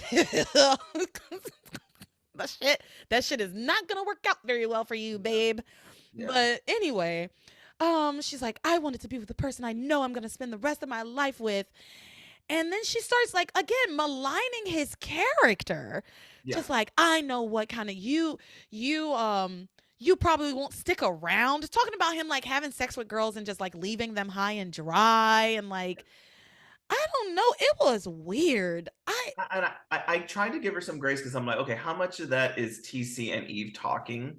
Like, how much has that been planted into her that she has that fear? But at the same point, she's the number one defender of Chad. Well, no, sorry. Simone is always going to be the number one defender of Chad. Like, actually will defend him on anything. But she actually knows him more than any of the other Russells. And it's like, you would think that she would at least just be like, okay, cool, calm. But I think I think it's coming out of fear. It's just fear.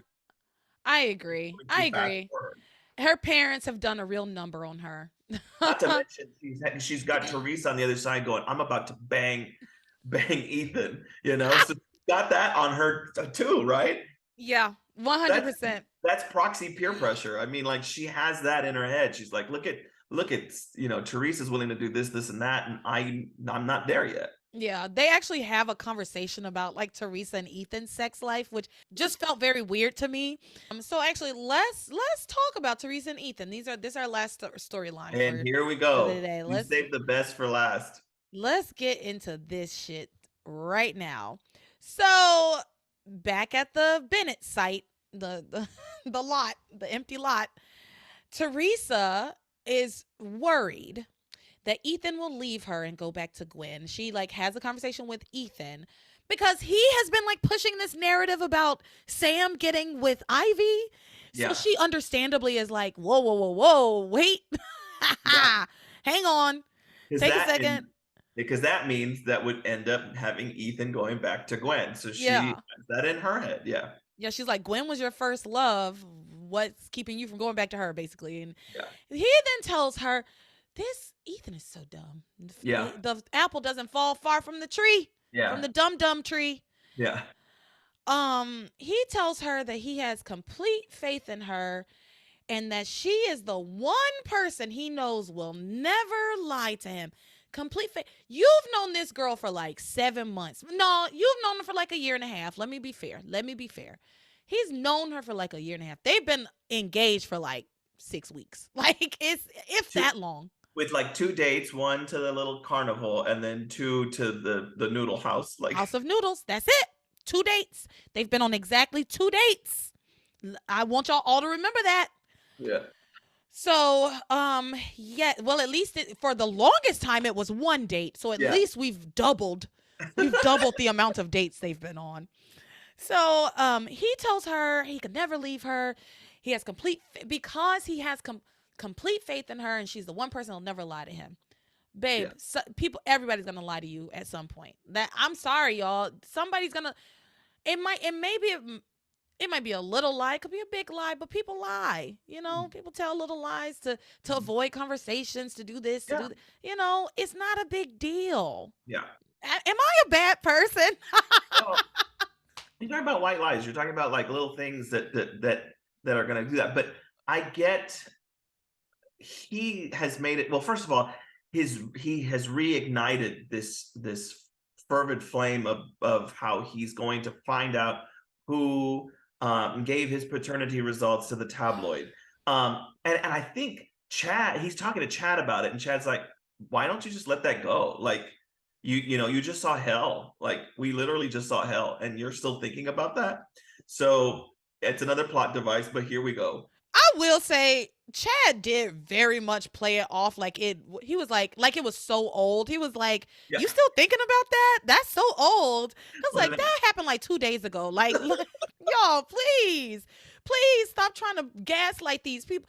Poor Ethan, actually, in that moment, because stop trying to gaslight him into thinking he should just forget about the fact that his entire life was turned upside down in a matter of seconds 3 nights ago. And Chad knows that Teresa did that, right? Yeah, because he knows that Teresa knew about it. Got it. Okay. Obviously she didn't send it because Rebecca and Gwen did. Right. So, yes, he goes on and on raging about how whoever knew and didn't tell him is just as culpable as the person who sent it to the magazine. And Chad tells him to get over it. Yeah.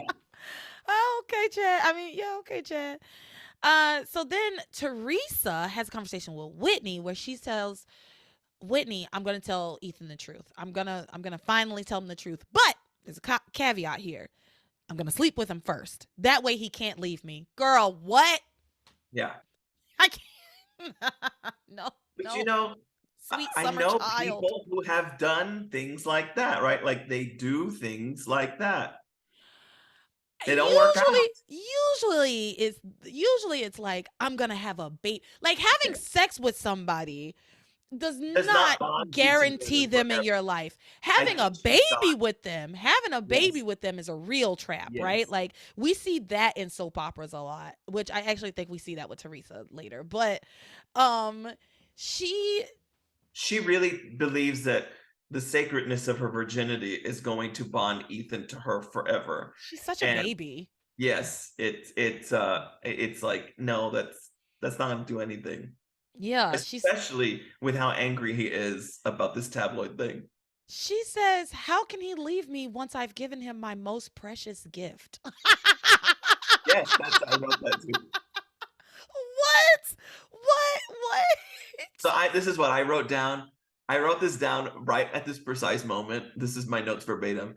Teresa's like, let's have some fuck so he cannot be mad at me for lying. Oh my God, her precious virginity. Yeah, my virginity. It's my most precious gift. It is really, not girl. Sex. It is making love to the man I'm going to marry. So I'm going to go on a quick little tangent here. I hate purity culture. I hate this narrative that is fed to young women and girls that their value as a person, as a human, lies in their vaginas. Yeah, you're not a That used car. You're your not, yeah. your womb and the your vagina are the most important things about you, and that having sex is a gift for the man, Yeah. and it's this just like this precious delicate thing. I certainly believe that teenagers should not be having sex. Like, I Mhm. do think that you should be waiting to have sex until Yeah. you because it is a big thing to do with somebody. It does come with certain consequences, and if you aren't responsible about it, you Oh can yeah. find yourself in a big world of hurt, right? So, and emotionally, it's just Yeah. something that you need to be older and wiser about picking partners, right? Yeah. So, but I'm not saying that teenagers shouldn't have sex out of like a purity place. Like, No. girls should stay pure until they're married. That's bullshit, and I hate And it. we shouldn't shame people for, when people are going to do what people are going to do, and they've So, been doing it for eons. so she's telling Whitney all of this, right? Whitney chimes in, and for some reason Whitney's like, "Well, if you're going to tell him the truth, you have to tell him the whole truth." And I was like, no, she does not. Yo, girl, what? Whitney, shut up. That You you've shut had a up. crush on him for years and all this stuff. No, she doesn't have to say any of that. No, She not at doesn't. all. She says what she needs to say. Which, yes, that secret is a big secret. I I think, I don't know. I don't know. Ugh, her knowing it, I don't know. It's the same thing as like Sam not telling Grace that he was once a lover with Ivy. Like, it was his past. So I get, there's some leeway in here that I don't know what I would do in that situation. Yeah, I Telling him everything, you don't need to tell him everything. you don't need to tell him absolutely everything. She needs to tell him that she knew about Sam. That's it. Yeah. That's all she really needs to tell him. But Yeah. anyway, because the rest of the shit is old news, and there's literally Yeah. no way to prove it. Because they don't know. She doesn't know Rebecca and Gwen sent it from her laptop. I Mm-mm. mean, like, she doesn't know that still. Mm-mm. So her just saying, I knew about it, but I didn't know. I mean, I feel like she could deliver that message and still be effective. He might Easily. be mad, Yeah. but just explain, like, I didn't know what to do, and I didn't want you to lose all your family. I didn't know, I didn't know what to do. He might be Espe- mad, but he's not gonna leave her. Especially since he says to her multiple times, "There's nothing you could do that make me fall out of love with you. Like, you can Yeah, tell me anything, and yeah, we're always gonna be honest with each other. Blah blah blah blah blah." yeah. Tell him right now. But fine. So, Pilar, y'all, Here we go. Pilar overhears this conversation between Teresa and Whitney, um, wherein Teresa says she's gonna sleep with Ethan tonight, and Pilar says, "Over my dead body." Pilar, Okay, okay, Pilar, Pilar. in all her epic Latinx Catholic juice goes, over my dead body, I forbid it. I mean, Mhm. it was such a great delivery. And I was like, yes. And then it all goes to shit. I, She's ugh. she says to her, "You can tell." And it's crazy that she is like, "You can tell him the truth. I know I can do whatever I want." Like, clearly Yeah. you are not parenting me. But she says, "You can tell him the truth, but I forbid you to sleep with him." And then Teresa says, "I'm sorry, Mama, but I'm going to sleep with Ethan tonight." And Pilar then asks Teresa, "Where?" And Yeah. Teresa says, "At home." And Pilar says, "At my house?" Yes. And Pilar then starts calling her cold and calculating. And I can't believe you're trying to use sex to seduce this man and Yes. manipulate him. And I don't know where you learned this. You definitely didn't learn it from me. And And all she's of saying that, all I of am the like, right go things. Pilar, go Pilar. I loved the performance. I was all there. I cannot imagine. Let me tell you, I've dated people when they come to the house, I cannot sleep in the same bedroom as them in my mom's house. So just in case you're wondering about some culture wars here, like Pilar is doing all the Latina things, saying all the correct Latina things. Then it's going to shift into a place where I am not on board with what Pilar's going to be doing and saying. This was nutso bongo for me. Yes. Cuckoo for Cocoa Puffs. Because, like you said, she's saying all the right things, the correct things. No, you can't do this. I don't know how you learned this. You didn't learn it from me. And then Pilar tells, I'm sorry, Teresa says again, it's happening, mama, blah, blah, blah. Then Ethan shows up and is like, whoa, I seem to have like walked into a thing. Teresa tells him, oh, we were just having a conversation about the invites for the like the way she can craft a lie on the spot is Tabitha level, actually. She says, we were talking about sending out invites for the wedding, and I said we could save money by just emailing everybody, even though not everybody has a computer at this point. Not everybody has email, but fine. She said she could just email everybody their invites, and they would save money on the wedding. And Ethan's like, is that okay? And he just takes it. He's like, sure. And so they leave to go home, and Pilar stays behind. They have go home. She could see that shit pissed me off because I literally wrote right there with you. I wrote in my notes, Pilar could she's saying over my dead body. You can't have sex in my house. But she could literally go home and that literally squashes everything. Yes, I know. So she says, it doesn't matter. I'm 18, whatever. In my head, I'm like, but it's not your house, mamita. It is not your house. That is Pilar's house.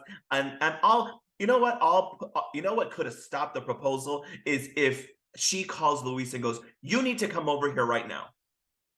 Because he would have put a stop to that shit right away, and we would have had an epic battle. Like, Pilar had so many options. I wrote down, why didn't Pilar just go home? Shit, I would have invited all of Harmony over for dinner after the mess that we went through, and ain't nobody fucking in the house. Like, she does not, and I'm like, no, that's where she went wrong. Like, she should have gone straight home, and that's where I'm like, I know why they're doing what they're doing. I get that it's a soap opera, but it pissed me off that she didn't go straight home. It was nonsensical. Yeah. It didn't make any sense whatsoever. She's so adamant and so concerned about this, and yet she doesn't just go home. No. I mean, she should just go home anyway. She should be taking, she should be getting Miguel and Where's going Miguel? home. Like, I could see if she was like, I need to go get Miguel, and they got away from her, right? Like, she was like, I need to go get eyes on my other child that just came out of hell. Yes.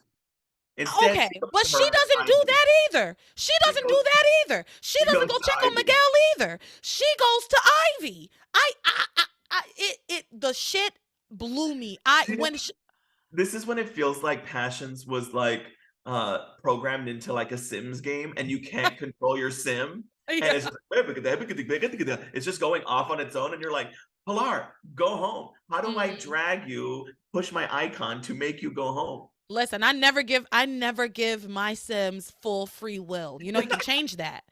I never give my Sims full free will. I give them a little bit of free will so that they'll go to the bathroom on their own. But other than that, because they'll be burning down your house. No, never ever give Sims full free will. See, if I were God. Basically what happened was, I forbid it. Ivy, you need to leave Sam alone. How did we get from there to there? Crazy. She didn't even go get Miguel. That child was in hell. And you didn't even go get, you should be holding your baby. I'm sorry, y'all. I'm just going to say it. I'm just going to say it. Pilar's a bad mom. I've heard this on the podcast several times, and it hurts me because I love Pilar. I love the actress. I love the character. But now looking back on it, I'm like, what is going on? What is going on? I'm telling you, I was like, go Pilar. And then we get here and I'm like, oh no, this is really bad. This is really bad. Pilar's a bad mom. She also has a double standard for her girls and her boys because she has no issues with Luis fucking Sheridan 6 ways to Tuesday. Okay. They have been getting it on constantly. She ain't got no issues with that. They have not had any conversations around it. And she knows that Charity ain't putting out, so she don't need to worry about it. Mm, mm, she just I hate to say it. You know what? You know what? I lied. Pilar is not a bad mom. She's a bad mom to her children. She is a very good mother. She I is don't a very good know. mother to these cranes. This is hard to hear. I will say she is a very bad mother to Antonio and Paloma. But look, let's rank them. let's rank how good of a mom she is, dependent on the child. The It's only hard to hear. LeTara, I don't like hearing this. I'm sorry. I don't like saying it because I like Pilar and I Yeah, want her to do better. I want better for her, but I want better for her children as well. yeah. But I didn't like this. I did not like this. I will. Yeah, this is but bad. but it tracks. I mean, it tracks. This is exactly what Pilar always does. Like she's always over somewhere mothering a crane instead of a Yeah, Lopez Fitzgerald child. yeah, yeah. I So mean, yeah. Yeah. Ugh. yeah. Anyway, I feel like we just ran a marathon. Yeah. listen, I have been waiting to talk about this. Like I wrote it in like all caps because I was like, I couldn't believe it, especially when it was just such a simple solution to just go home. Yeah. It was just so simple to just go home and Yeah. then they can't have sex. At least they can't do it at your house. I mean, they're Yeah. literally doing it in the living room. That I Teresa know. is so bold. It's Yeah. crazy. On like a pull-out couch. Yeah. Yeah, they're getting it on the pull-out couch in the living room. And so yeah, let's go over there. They're at the house. They're about to Um, have some. they're getting it on. There's a lot of back and forth between these Yes. two. You I thought didn't you didn't want want to to do do it. You wanted to this. wait till marriage. No, it's okay now. Why is it okay now? What changed? It's a lot of that. It's so much of that. It's too much of that. So eventually, he does pick her up and carry her to her room. Cuz Yeah. I was thinking like is she really going to lose her virginity on the pull-out sofa at her mom's house with the mantle, pictures of Luis and Sheridan, her dead dad. Like is like is this really Yeah. this is the It got special moment I for couldn't you? yeah, I couldn't remember. And I was just waiting for the Bloom Blooms, but the Bloom Blooms belong to Sharon and Louise. I was waiting. I couldn't remember anymore. And so he eventually does carry her to her room and they start getting real hot and heavy. And like you said, there's a lot of like, are you sure you weren't sure before? You didn't want to do this, you wanted to wait. They continue this a lot, a lot, Yeah. a lot. But eventually they get down to it. Like they're about to really do it. And then Ethan stops and is like, oh, I don't have protection. I don't have any condoms. Because why would he have any Yeah, condoms? He because wasn't expecting to have yeah, any sex until they yeah, got married. And so he says to her, you know, we don't have any money. We really can't risk having a baby right now. Fine. I agree. I good. agree. But you know Yeah. what? Ethan is like 25 years old. Let us not forget. This girl's 18, y'all. Yeah. I don't know. It's watching it back as an adult is weird because so I told you this before the podcast. I went to a party last night and it was for a friend of mine's sister and her sister was turning 24. I'm 34 and I've never felt so old. I didn't realize how old I was. Yeah. But standing in a room with 24-year-olds and 23 and 22 and 21 and my niece was there 19, like who there Yeah. I really felt like the mom in the room and it Yeah. was weird. I'm not old enough to be their mom or anything, but Yeah. Yeah. it felt weird. I can't imagine dating one of them. Yeah. I don't know. Ethan's a Yeah. good bit older than her. Like at minimum, we said at the beginning of the show at minimum he's 25. It's been like 2 years since then. So he's 27, she's 18. Okay. Come on, y'all. Yeah. Like it's a decade's difference between them and it just makes me feel real icky now. Yeah. But I'm going to get past it. I'm going to let it go cuz I know that there's no changing it. So, what was I saying?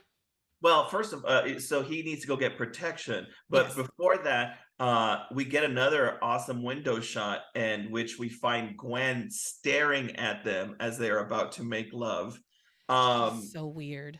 Then he comes up with the protection thing, and Teresa is eagerly anticipating, waiting to seal the deal when the door opens and stands Gwen. This was crazy. He Very literally, crazy. it was 10 seconds. He walked out of the room and Gwen walked into the room. They passed each other in the hallway. Yeah. Like, they Yeah. had to have passed each other in the hallway. He said something like, "Didn't you see him?" And she said, "No. I saw him. He didn't see me." Yeah, he was sprinting out to get condoms, I'm sure. Yeah. And then This I'm pissed sorry, me off y'all. again. I'm sorry. I zone out when Gwen talks. I'm sorry. She just does not do it for me at all. Like, as a character, right? I like both Gwens. The other Gwen is always going to be OG Gwen. She is the OG Gwen, but there's something fire. And you've talked about the blonde factor. I just think she just has that, like that ferociousness to her that this one does not. But I do enjoy the other one. I've called her Hot Gwen before, but I love the other Gwen. I love that. I do too. Oh yes. The other one. No, I love that that's the phrase that we're using for her, for Oh, Natalie yeah. Zay. Like, Yeah. the other one. I like the other one. The other Gwen. She's okay. Like the other Gwen.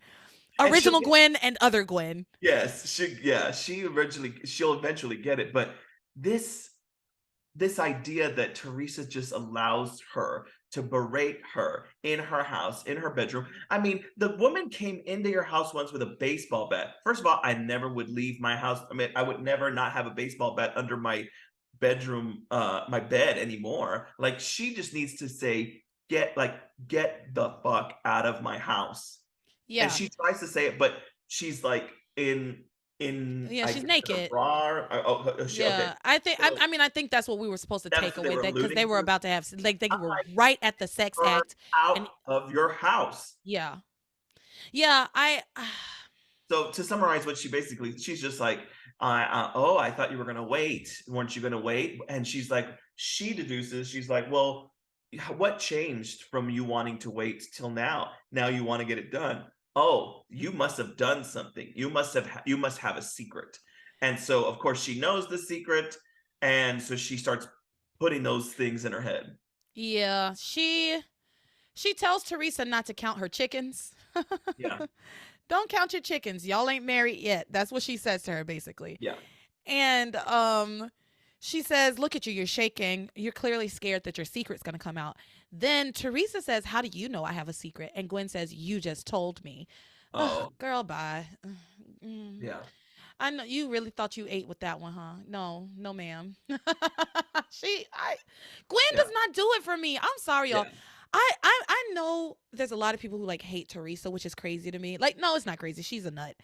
Yeah. She's a lunatic. But I don't know how anybody could like Gwen. I don't know how anybody could like her. I think, I love the storyline, and so but I'm gonna always side with Teresa. She, like we called her, you said lunatic, lovable lunatic. Like, we know that she's just overzealous, and she's thinking a couple steps ahead and not how to connect the steps. And so I get all of that. I like the friction between the two of them, so I'm always gonna root for the friction between the two of them. Yeah. But hating, I don't hate Teresa, but I don't hate Gwen. I think so. What I was trying to say is that I think people might justify hating Teresa because they feel like Teresa stole. But you have come to her defense so poetically, where you were like, Teresa didn't do anything. And I'll always come to her defense on that. Yes, I'll always come to her defense on that. And you know what? I'm going to use a grace line on this one. If she could take him, you never really had him. Okay? That's right. If she could take him that easily, she really didn't do that much. She was just there. Yeah. That's the thing. He was swayed by her mere existence, like her just being in the room. That's it. Yeah. So, I don't know why you want him. I don't know why Gwen wants him. At this point, especially. He don't even have any money, girl. Yeah, he doesn't like you. He loves somebody else, and he has no money. What's the point? And there has been a couple line readings where she's given us like, well, I'm not going to have the money. Like, she has said it herself. I remember one episode I was on, she said something along the lines of like, well, he's not a crane anymore.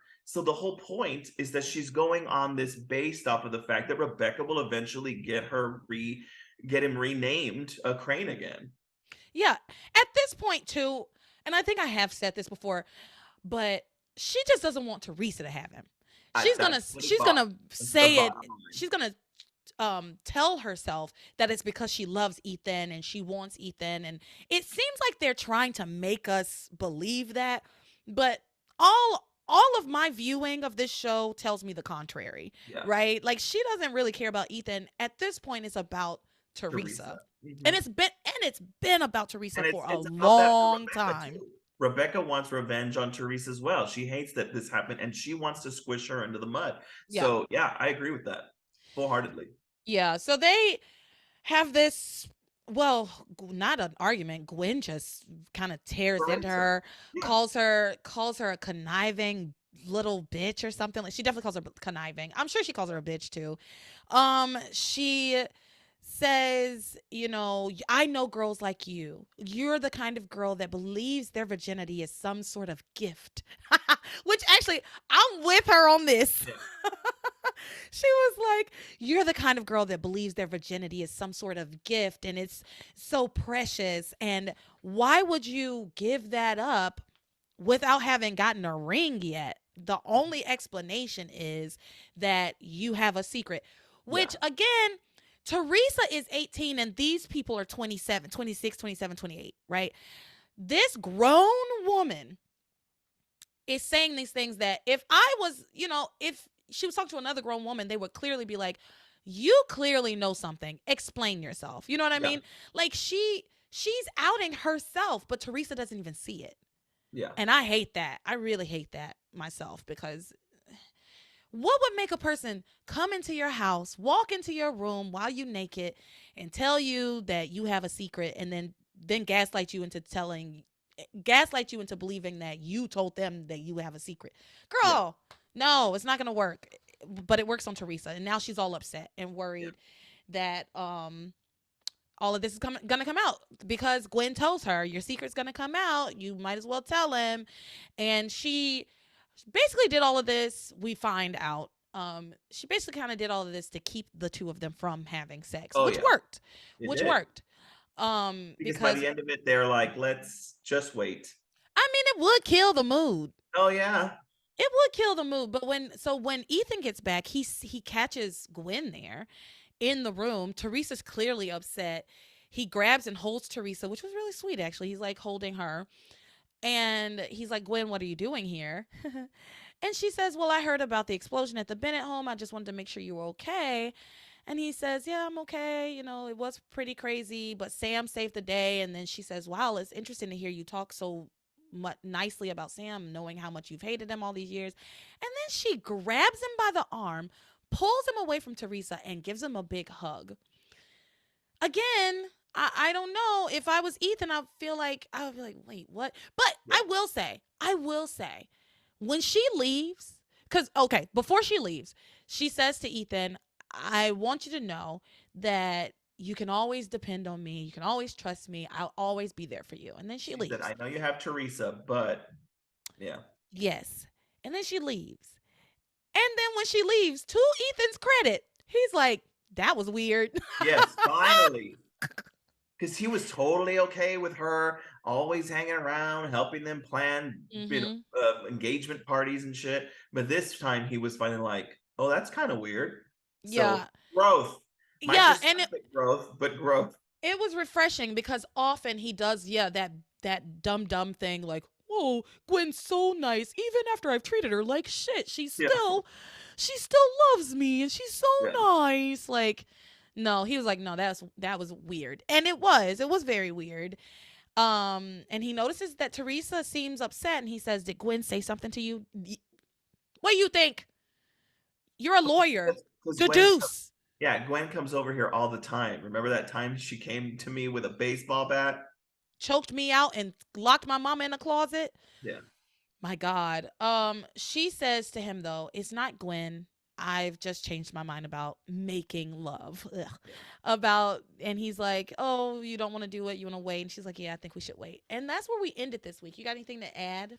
I just want to point out again that I know we're about to get a lot of juice out of this, the Bennett's living in Tabitha's house, because Timmy says, one of the last things he says is, Timmy goes, "Ah, Timmy has to be a doll almost all the time. Timmy can't take a shower, but I'll be the only man in the house, and Charity will be here.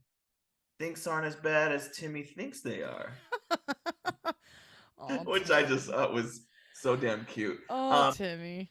what another fun week. I'm happy that I got to see two of them back to back, because it was fun. This was a fun week. It got us back, like you said, into the regular passions. Like, everybody's back to going to find their hookups, their people, their relationships. But at the same time, it just makes me laugh that maybe Jessica and Grace were probably the most affected out of anybody from the fires of hell, and there were three people who were literally in them, and they look okay. They're They're good. like Eve said. Like Eve said last week. I see no reason to send Yeah, any of you to the hospital. You all seem perfectly fine and well adjusted. My God, and I don't know. we're They're all all back to fine. They just figuring out move on with their lives. It's how to hump again. nuts. Yeah. Imagine the kinds of nightmares you would have after having gone to hell. Can you Okay. imagine somebody like in fictional harmony getting, just moving away one day, but went and lived through all that, and they have a relationship with a normal person from like New York or Chicago or LA, and they they just are like waking up in total fear, and they're like, what happened, babe? What happened?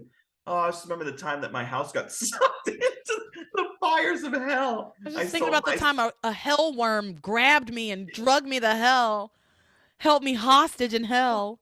oh, oh. Yeah. Anyway, what are we gonna have for breakfast? Right. Well, that's it for the week. Eric, where can the people find you?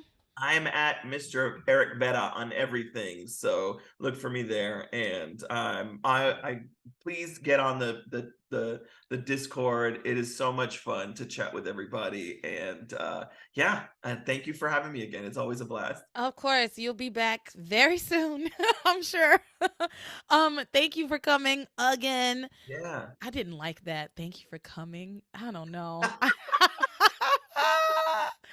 Thank you for being on the show again, Of Eric. course. Always a pleasure. Love having you here. Remember, everybody, you can find Passions Podcast on all social media: Twitter, TikTok, Instagram, Facebook. Just search Podcast and you find us. Send us an email, passionspodcast@gmail.com. Maybe I'll read it on the show or something. I haven't gotten any in a long time. Also, check out the website, passionspodcast.com, and check out the Patreon, patreon.com/passionspodcast. And with that, you are my passion for life.